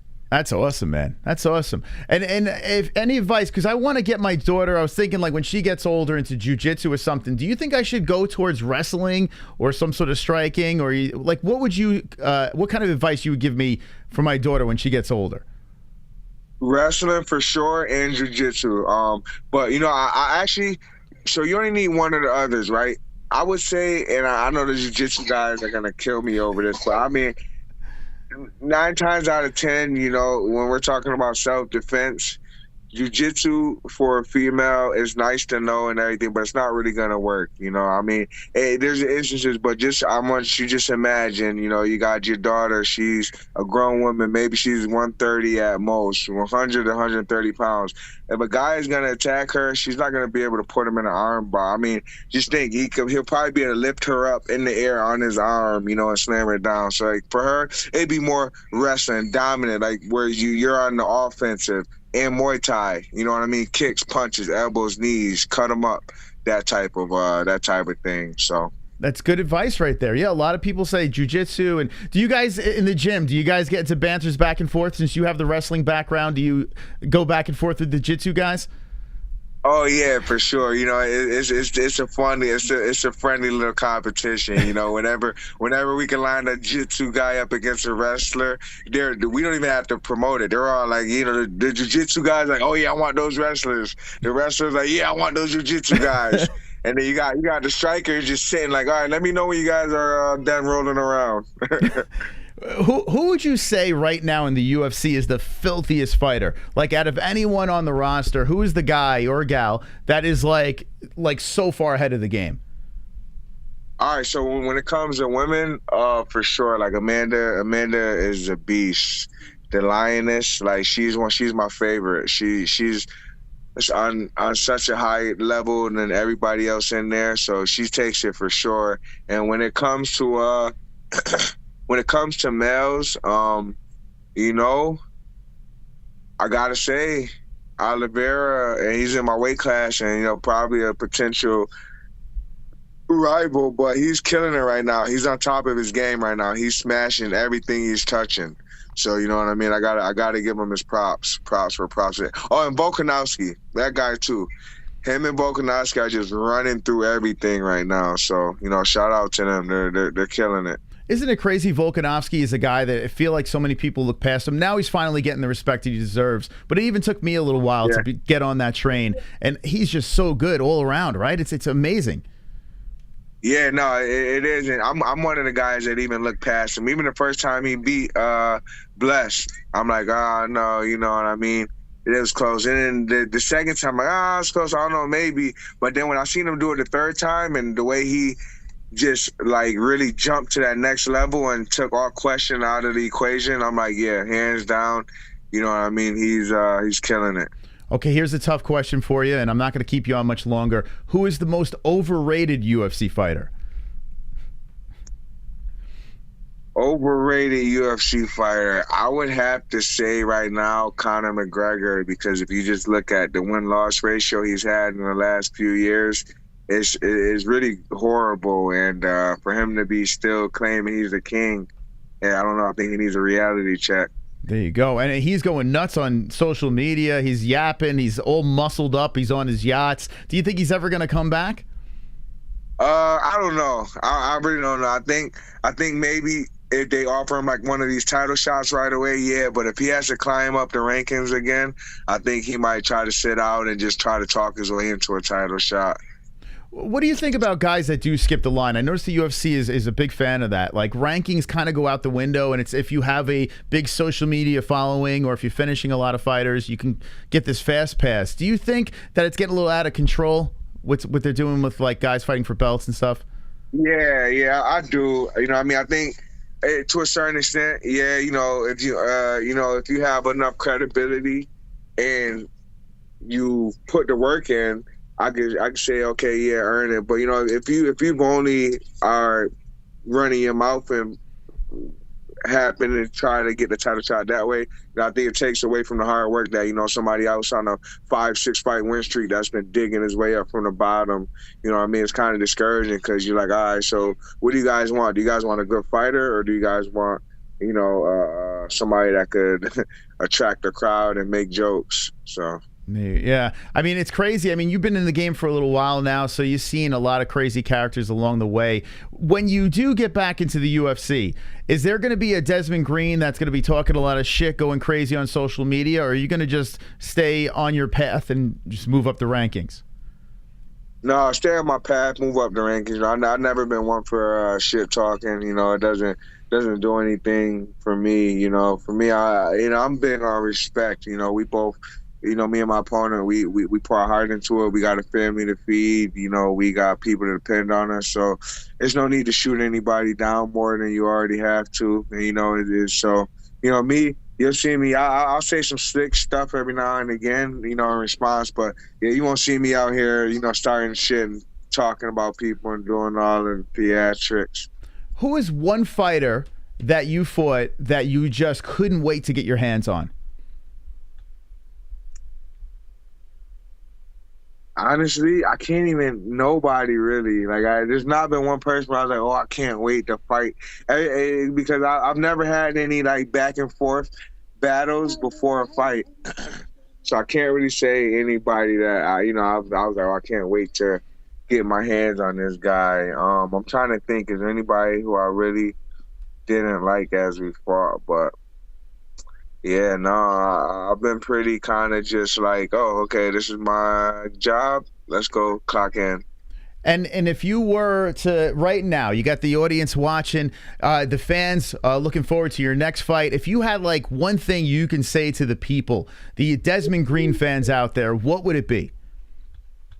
I appreciate all the love, and you guys have seen me climb up from the bottom, and it's not done yet. It's going to be one of the best comeback stories, and y'all are going to be like, hey, he said he was going to do this. I always have faith, and just hold on. We're almost there. I'll be back soon. There you go. Hey, Desmond, man, I'm rooting you on, man. I hope everything works out well for you. I can't wait to see you back in the UFC, and I'll be looking forward to you fighting in BYB. You're saying you're getting in there soon with BYB? Yeah, yep, I appreciate it. November 19th, they're going to have a card in Tampa, so I'll be fighting for the belt then. Okay, there we go. Stay tuned. Desmond Green, thank you very much for coming on the show. Looking forward to chatting again, okay? I appreciate it, man. You guys have a good night. There he is, Desmond Green, live on the MMA-Holes. Let's go, baby. What do you say? What do you say in the chat? Very interesting story. Very interesting story. I saw some people in the chat not knowing the backstory. We actually, on the show, we spoke about it. It's a crazy story, what happened. Alleged, I wasn't going to, I asked him about it. I know there's legal things going on, so, let that all play out. And if he's cleared and everything is smooth and he got, wrongly accused of something, then he can tell that story. So I'm going to wait for him to go through that process for us to, come to a conclusion on it. But it is a nutty story, man. It's wild. And the UFC, it's pretty interesting. He said that the UFC basically left the door open and said, hey, if you could prove yourself innocent, come right back to the UFC. So that's what we're waiting for right now. We're waiting to see what happens with Desmond Green. And you see it right here. The man is on a 6-fight win streak outside. I'm actually including the UFC. He beat Pearson. He beat Charles Jourdain. And then the whole crazy stuff happened with his situation, and then he went over to BYB. 2 wins over there, freedom fights, got a knockout there. CAGEZZILLA, and now he's going back to BYB for another chance for a 7-fight win streak. So very interesting story. And I got to say, you know, I don't really know him well until today, and he seems like a very nice guy. You know, he seems like he's got it together. So we shall see. The story is to be continued for Desmond Green, but I'm looking forward to it, man. I'm really looking forward to seeing what's next for him. And, you know, glad I got a chance to talk to him. And Ben Rothwell, really interesting guests. Let me know in the chat what you think, and we'll talk about a little bit of the UFC that's happening this weekend. Desmond, one of us. I'll be rooting for him. Damn, he beat my boy Charles Air Jourdain. Yeah, that was his last UFC fight. Innocent until proven guilty. I'm 100% with you on that. When we heard this story, I got to be honest here, I was like, what? I couldn't believe it. But like I said, like you gotta get the truth out. You gotta find out what the details are, and then you can make your actual opinion. Floyd Mayweather versus Deji. I did see that. If that is happening, I mean, the world has completely I just gone to shit. Thank you. I don't know. Ryan Kills has been a member for 3 months in a row. Thank you, Ryan. Thank you. I heard the Rock shoes fucking suck. Yeah, he was too nice for the soundbite. He should change his nickname to the nickname the Predator. That is his nickname, the Predator. Yeah, I was gonna ask the same. I don't know. I wanted to ask a couple of different questions there, but maybe next time we have him on, we'll find out the Predator as a nickname. Interesting. No more Delta gummies, Moss. Should have took your advice with just taking one. So Bruce Barrow, what happened? Like, what happened? You got fucked up with the? I only take half of my Delta. I only take half, and I was flying high last night. I was high as a kite. I think it hurts when I pee. Go to the doctor. All right, here we go. Let's get into the card that's happening Saturday. Let's talk about it. Let's see if there's anything on this thing that maybe we'll place a wager or something, or just see where we're moving. Sandhagen was on ARIEL today. I'm having trouble listening to ARIEL. I don't know why. Maybe I don't know. Maybe it's ADD, or maybe I don't know what's going on, but it's just not doing it for me anymore. But the fight to look out for, co-main event, MMA-Hole Gregory Rodriguez with a very tough opponent, Chidi Njokuani. Njokuani's on a 4-fight win streak. The man is filled with carnage.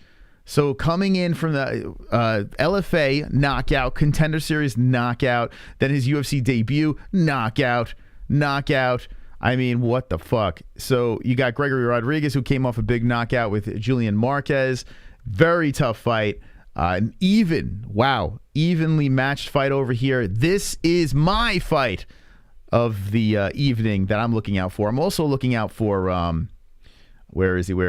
Here he is, Tony Gravely, another friend of the show who's fighting. So we got 2 people on the show fighting this weekend. Looking very much forward to it. Gravely is a plus 155er, so I might have to throw some coin on both guys.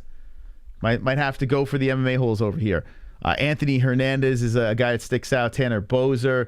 Andre Barriult is there. Andre Feely's on this card. Damn, we got a whole bunch. I tell you what, I'm going to pull the, let's see on my bookie. I'm just going to do it now. I'm going to go for it. This is caution to the winds. Very nervous about these bets, but I'm going to go for it anyway. I'm going to bet on it. Let's see where the lines are at. I'm going to pull the old trigger. And this is just because they came on the show. UFC lines. Let's see. Am I logged in? Yes, I am. Nice. Yeah, so we had a nice win last week. I heard you paid Guru. I don't know who that is. ARIEL drinks almond milk with his well-done steak. He is such a nerd. Almond milk with steak? What? He drinks milk with steak? And almond milk? I tell you what, I can't drink almond milk. Like, I don't know. Like, I'm a weirdo, though, because I have, like, 0% fat in my milk. I don't like milk with fat in it. I think it's just too creamy. Like, I don't know. It's like jizz. I don't know. I don't need that much cream in my milk. So I do 0%. And I drink Fairlife. I'll tell you what I drink here. I don't drink almond milk, but I drink Fairlife because it's got a ton of protein in it. Shout out to Fairlife. Hashtag no sponsor. I'm going to show you guys. The way. Throw it in the shakes. It's not soy, no. I don't drink soy. Don't touch that soy shit. Fairlife. The shit's like loaded with protein. Here, this stuff right here, fat free. But bang, they need to sponsor us over here. This is the drink. This is it. If you go put milk in your cereal, load it up, 13 grams of protein, fat free, filtered milk, no lactose. In case you have any I don't have any. I found out I don't have lactose problems. So, but yeah, let's go. No artificial growth hormones. 50% less sugar. That's the way, baby. That is the way, baby. MMA Hour doesn't allow chat without being a member. It's annoying because they don't read it anyway. Yeah, I mean, it's just nonsense. It's nonsense. These shows, they just alienate the chat. They alienate you guys. It's not goat milk. No. Have you ever had goat kefir? Oh my God, it's disgusting. Anyway, I don't know. We got distracted for a second, but yeah, crazy. These other shows, they have. Why even have a chat room? Why even have it? How dare you? But all right, let's look at the bets here. Let's go. Let's check it out. Very risky bets. Very, very risky bets. UFC lines. Ote. Let's see. Where is it?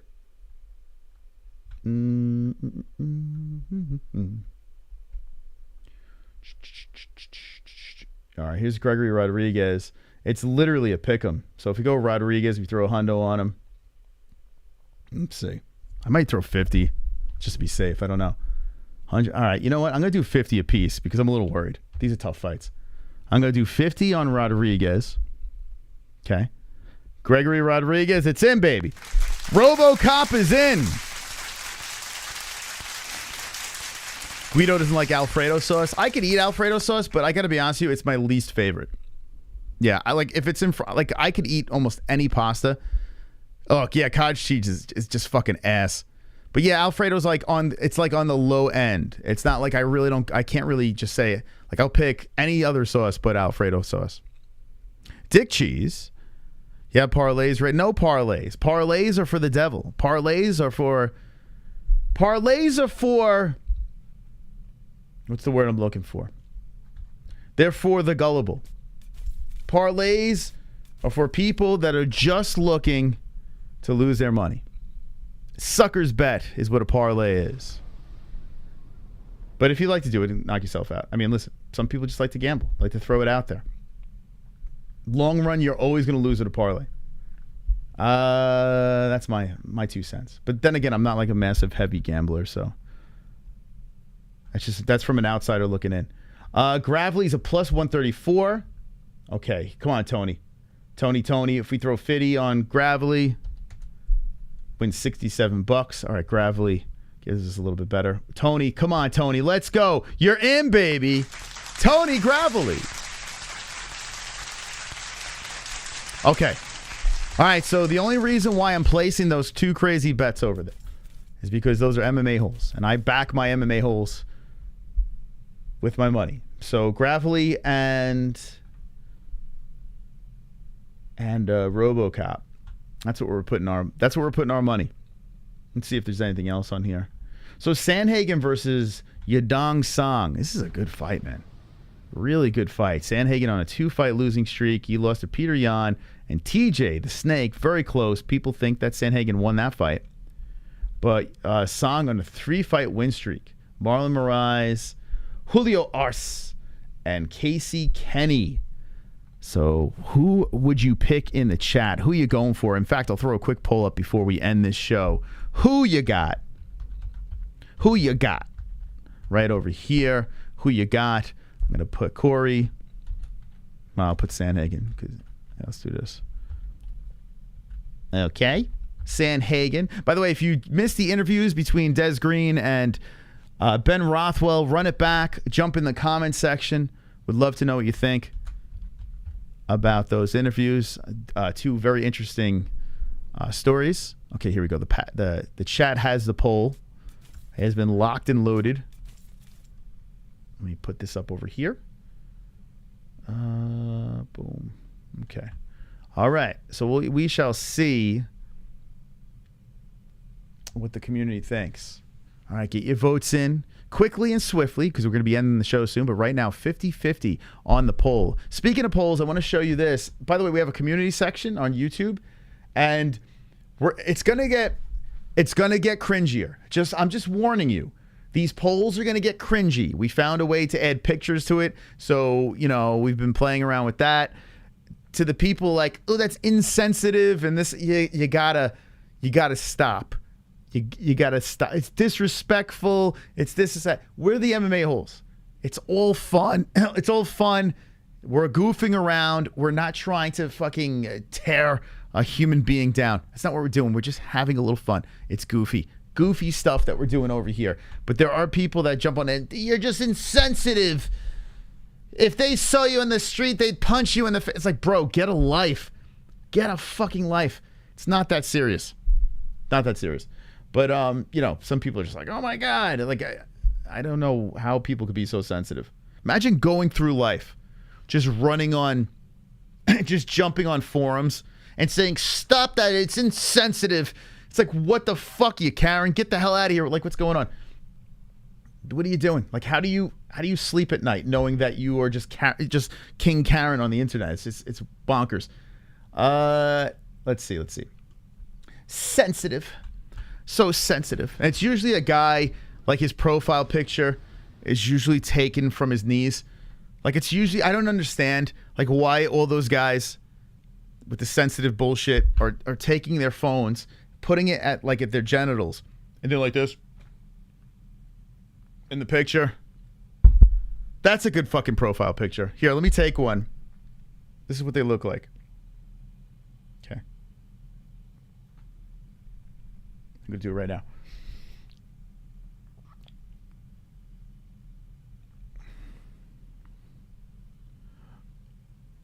Like that.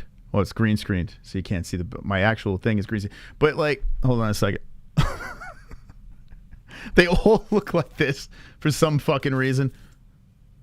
Like this is dumb. They all look like that. They look like they're having a stroke in their picture. That's insensitive. God, what the fuck's going on? What's wrong with people? Get a life. Get a life. By the way, this Brendan Schaub thing. Brendan Schaub. Just nuts, man. Just nuts. Him and Dana White going back and forth. Actually, they're not going back and forth. Dana barely didn't even said anything. Wonderful, wonderful. We'll do a whole show on that. Song Yadong FTW. Come on, get loud, more holes in the crowd. Got here late but saw the end of Big Ben, Rothwell and saw DIAZ. Amazing work, Big MOS. Thanks. Thank hit you. the fucking likes. This prob the best show on yet. We hit the likes, we hit the like goals, we slap thee. Thank you, D-Man. Appreciate that. Let's go, D-Man. A nice donation over there. I really appreciate you donating. Well, this is weird. Did my TV just go out? No way. No way. Oh my God. I think my TV just went out. We have this giant TV in this room where we watch the fights and we'll have the show on in the background. I hope it didn't fucking die. Does the TV just die? It just went black. Anyone know about TVs? What happens when it just goes black and you can't fucking turn it on? I can't even turn my TV on. Oh, here we go. What the? Well, that was weird. TV just shut off. Not like you guys give a shit, but any TV texts? That was so strange. Okay, it's working now. That was bizarre. It scared me. Anyway, reset it. How do you reset a TV? You mean unplug it? Yeah, it's working now. Scared me. I was like, oh fuck, I gotta get another TV. So yeah, so Dana White, he basically just brushed off Brendan Schaub. And when he found out that Brendan Schaub was criticizing about the theory about fixing, basically saying that, actually, I'll just fucking read it. It's just so silly. I got to read it. Okay, Bappa, you ready to get some serious autism here? Oh God, here we go. Actually, I should show Dana's original. Let's see. Dana White. Let's see. Let's see if we can find. Here we go. Good old Twitter. Today. And again, I don't know how true it is or whatever that, like Pat Miletich was saying that this thing was, we told HELWANI not to make weight because we weren't selling tickets and we weren't. The fucking show was sold out going in. We told HELWANI not to make weight because we wanted to sell tickets. Okay. So, you know, I dabbled into this theory on the show, you know, because the internet was talking about this. So I was like, I was entertaining it with you guys on the show. I don't know if the UFC said, hey, HELWANI, don't fucking make weight. But when HELWANI was not ready to make weight, like when he was realizing, hey, it's not going to happen, that's where I jump in and say, well, you know, what was going on here? Did they have this planned out from the, you know, what's the deal? So, like, that's where we were jumping in on this. But so Dana White clearly has a thing with Pat Miletich. I didn't know this backstory. He clearly has something for Pat, and Pat gets cleared from this. But still, like, the shit he was saying, like, I feel like he was using this to shit on Pat Miletich, and then that backfired. No one's talking about that. Like, I don't understand how people are, and he apologizes to Pat, but you can tell he clearly doesn't like Pat Miletich. So I don't know how Pat left off with them, but to that day of the weigh-ins. I don't know if Pat really said that, but if he did, he has to be the dumbest motherfucker on the planet. I don't know if Pat said that, but if he did, he's a stupid fuck. The dumbest motherfucker on the planet. So, I mean, when I first heard that, I was like, okay. I mean, wouldn't you want to know if Pat really said it? Like, listen to this. Wouldn't you fact check before you start shitting on Pat? We weren't selling tickets and we weren't. The fucking show was sold out going into that day of the weigh-ins. I don't know if Pat really said that, but if he did, he has to be the dumbest motherfucker on the planet. So right there, I was saying to myself, okay, well, Dana clearly doesn't like Pat Miletich. All right, Dana, you made that fucking painfully clear. I mean, you know how fucking stupid you have to be? You know how he doesn't even know if Pat said it. Do you know how stupid you have to be if you start shitting on someone and you have no idea if that person even said it, Dana? What the fuck? To even think something like that, let alone say it publicly and act like you're fucking serious. Anything else. If Pat really said that, it's fucking... So, okay, did you hear Pat say that? Because if he did say that, okay. All right. Shit on him. But if you're acting like you don't know if he said that, why are you shitting on the dude? You don't know. Holy shit.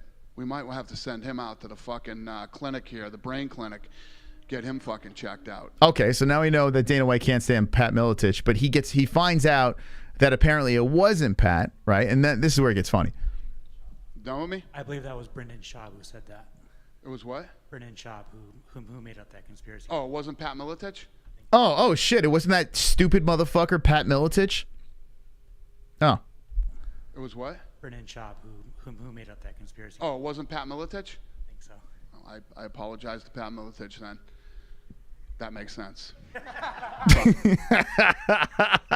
So he goes on this whole rant about Pat Miletich. If he said it, he's a stupid fuck. And then he just goes, that makes sense with Brendan Schaub, right?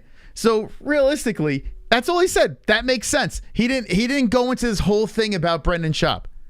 He basically utilized that whole situation to shit on Pat Miletich, and then he realized, okay, it's not him. Well, Brendan Schaub's a dope too, so that makes sense, right? So it was actually a pretty funny moment. I laughed too when I heard it. Bye. And he walks out. So that brings this fucking whole thing of autism over here from Brendan Schaub. I mean, I don't know if Pat said anything. I didn't look up if Pat said anything, but Brendan did. Brendan uses this to go after Dana White. Like, he uses his platform, Instagram, to go fire back. I mean, he just said that makes sense. That's all he said.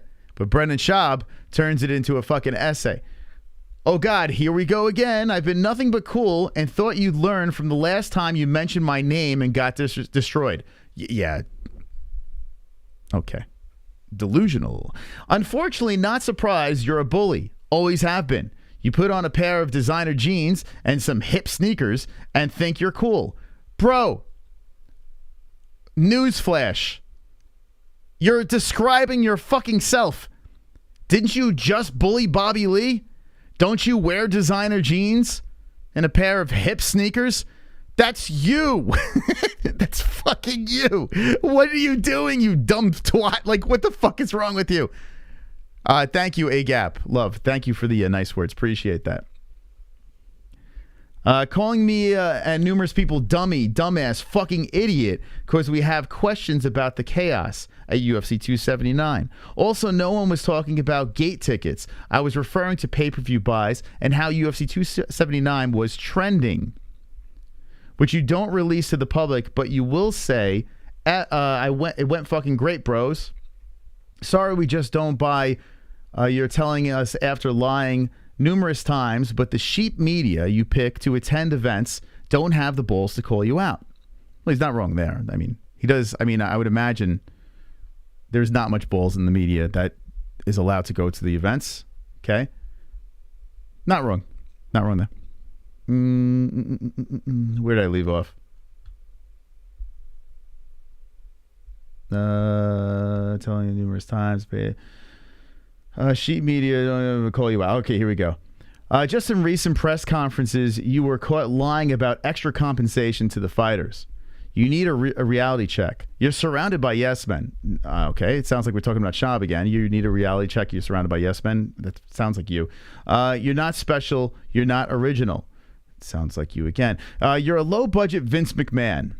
Okay, Brendan, like, he barely said anything about you. He just said that makes sense. Only thing you have in common is you both are on steroids and dress like assholes.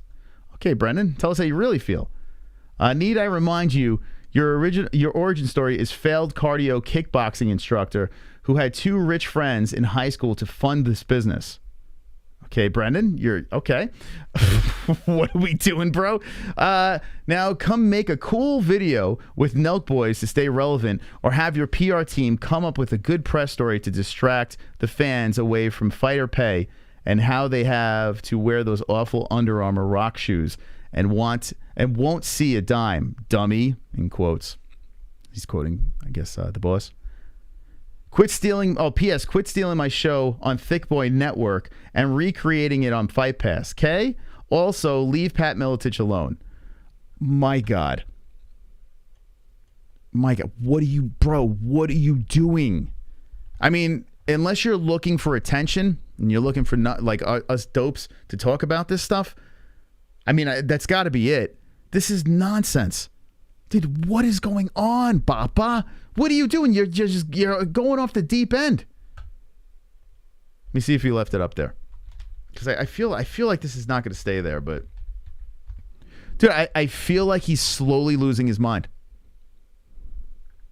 I really do. I feel like he's slowly this popped up. I was like, what the fuck? This is how and I saw this before with Jess. And I was like, how? Why? How is he selling tickets to these comedy events? This is crazy. Like, who wants to see? Like, this is nuts. Yeah, it's still up.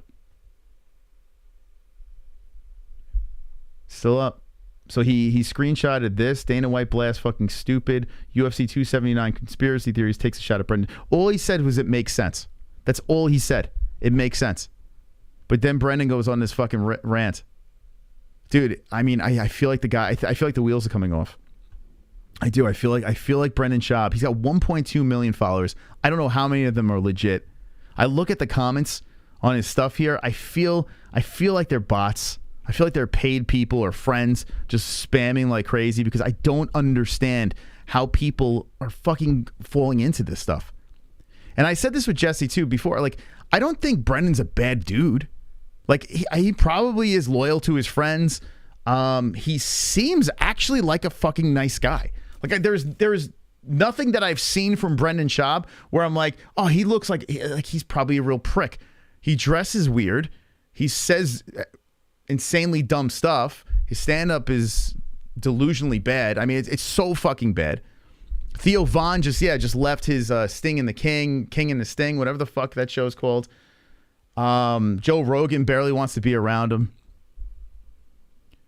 Nice is not funny. Yeah. So like I said, I don't think he probably is not a bad guy. Like, I just think he is incredibly narcissistic and delusional. And it's just not going to it's not going to go well for this guy. He's got the entire internet hating him. And just bots, like, whatever the fuck, wherever he's finding these people, like, saying nice things. I mean, I don't believe it. I don't believe any of it. Look at this. I actually sat through this. Here, look at this. And then I got to get out of here. We got to watch Game of Thrones. Out here Tuesday morning. Your boy did his usual bike journey, and then I decided to venture off where the bike can't go. So I just left my bike at the top of the mountain there. I feel like a bad idea. I feel like the biking community, oh, that's a pterodactyl, that's cool. I feel like the biking community is... Dude, was that supposed to be funny? Not gonna steal my bike, right? If you do come across it, you fellow bikers watching this right now, my service is bad, so what time it's posted, you can see this. But if somebody does stumble upon that yellow Specialized bike, it's not cheap. Didn't pay for it, but still, I care about it. Oh my God, bro, what? Dude, this is a comedian. I mean, he thinks it. The left brake's a little sticky, so be careful of that. And then also, the code for the lock, but it's not locked or anything, is 7676. Enjoy the bike if you get it. Hopefully not. Hopefully it's freaking there. Otherwise, I'll be late to studio because I'm in the middle of fucking nowhere. So that's... Oh my God. Oh my God. Dude, like, what is going on with this guy? How does anyone find this funny? Cool. That's cool. No water. Oh, fuck yeah. This thing holds my tits like I'm fucking Meg the Stallion. What's up, Daddy? What's up, Daddy? Oh my God. What's up, Daddy? I'm in Ontario, Thursday, Friday, Saturday. Ontario Inland Empire. Oh, come to my show after that funny bit. Yes, let's go. Oh, super chat. Brown belt. Ahu-oh. Best MMA show in the world. Sober Carl, let's go, baby. Let's go. I have nothing left to say about Brendan Schaub. I am tapped out. Love seeing a good Brendan Showers roast. Guy has bad CTE, but Pat Militish did say basically the same thing Brendan said in his own video. Don't know which was first. We hit the likes, we slap the like goals, we hit the likes, we hit the like goals like. I want to see. So what did Pat say? So Pat did say something? Let me see. So Pat Militish. I met Pat Militish. I have a story with the guy. He was supposed to do an interview, and he just kind of like he said, yeah, cool. Like we were at an event, we were like cage side, and he just fucking blew us off. It was weird. I had a weird, and then we went to an after party, and he was fucking. The dude likes booze, man. Pat, he could pound. But and isn't he like a super, like he's heavy into politics and stuff like that? He likes to say controversial stuff, so maybe he probably did say something. Who knows? Super chat. Kenosha 3-point shooter. Met Rothwell at a Kenosha Panda Express chill guy. Did you really? That's a cool story. I would like to hear that. I tell you, Ben Rothwell, I can't wait to have I texted him and told him next time we have him on, I'm going to book just him. I'm not going to have two guests. I'm just going to have Rothwell on because honestly, I think we can go down this rabbit hole and hopefully we have better internet so we can actually see him a little bit better. But if you missed the Ben Rothwell interview, run it back. I thought he was a fantastic guest. And Des. Des is good too, man. Super chat. Joshua Ryman. MMA-Holes way better than the fight companion that SCHAUB took over. Plus his comedy sucks. Plus you're way funnier, Moss. That's right. Listen, I am very aware that my sense of humor is a little bit undesirable. Like I couldn't get in front of a crowd and fucking tickle everyone's funny bone. I make myself laugh. I just probably rip apart the audience, but I'm realistic in the fact that I would do terrible at stand-up comedy. This man, I mean, I guess, when Ben Rothwell fucking bashed his face into the mat, he couldn't figure it out. But I don't know, man. But, listen, he's finding success. He's figured it out in some way, but he just keeps on finding ways to just burn it back down. Like it's every time he starts to accomplish something, his friends are leaving him. It's just weird. It's just so fucking weird. And I kind of feel bad. Like, I feel bad that this guy's not getting it yet. You think by now he would have figured it out. Also on Twitter,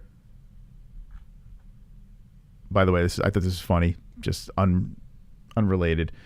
Someone said, so Conor McGregor said, bad to the motherfucking bone. Then this girl puts specifically the shin bone. So making fun of his leg. And then Conor responds, chill, banana chin. I tell you what, Conor McGregor could be he could do stand-up way quicker than SCHAUB can. And she does. She kind of has a fucking banana chin. So let's go. He calls her fucking banana chin. That's my kind of humor right there. Just making fun of people. You call it banana chin. You know, put a mic in front of that guy. He'll make me laugh. Maybe he can't win any fights anymore, but at least it makes me laugh. So there you go. That's that. But anyway, this is funny. Paulo Costa says, hey, Brendan Schaub, do you think this guy is cool with designer jeans and hip sneakers? Right? And he gives a big thumbs up. And then Brendan Schaub responds and says, yeah, you're good, my man. Even $40 million can't make some people look good. So even Brendan's still going. He's still going on the internet. Like, he's got this weird fucking heart on for Dana White. Like, dude, it's okay. It's not the end of the world. He's not the only one that calls you a dummy. The whole fucking internet. It's not like you're attacking Dana White. The dude doesn't even realize he's going after Dana White, one person, when the whole internet is ripping the man apart. Dude, fix it. Everybody is saying, it's not just Dana. Oh, Dana's got money. He's got a gazillion followers. So let's go that route. No, the whole fucking internet, bro, is just trashing you. Figure it out. Yeah, he thinks Dana cares. Dana doesn't give a fuck. Doesn't give a fuck. All right, anyway, I can go all night, but I got to go. I got to get out of here and thank you guys for the donations and the likes. Appreciate that. But I promised Jesse that I would do a 2-hour show. We're 20 minutes over, so I hope you guys appreciate that. We're supposed to be watching Game of Thrones right now. We're rerunning the old series. Fantastic stuff. So there's going to be a battle. Could be some dragons and some Lannisters. I have a date with the dragons. So make sure you smash the like button if you haven't done so. Thank you to all our sponsors as usual. Thank you, Ben Rothwell and Des Green, for coming on the show. Missed the interview? Let me know in the comment section down below what you think and thought. We'll get more into the card on Saturday. That's happening Saturday. We got Fuqua Friday going down. Thank you guys for watching. Thank you, Julian Lane, especially for coming on the show. And don't be an a-hole, be an MMA hole.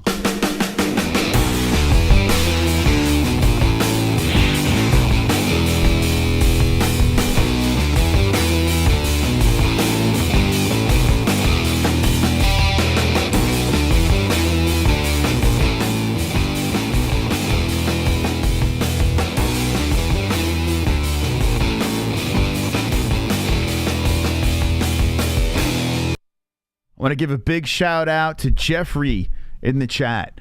Jeffrey James, who has beautiful legs.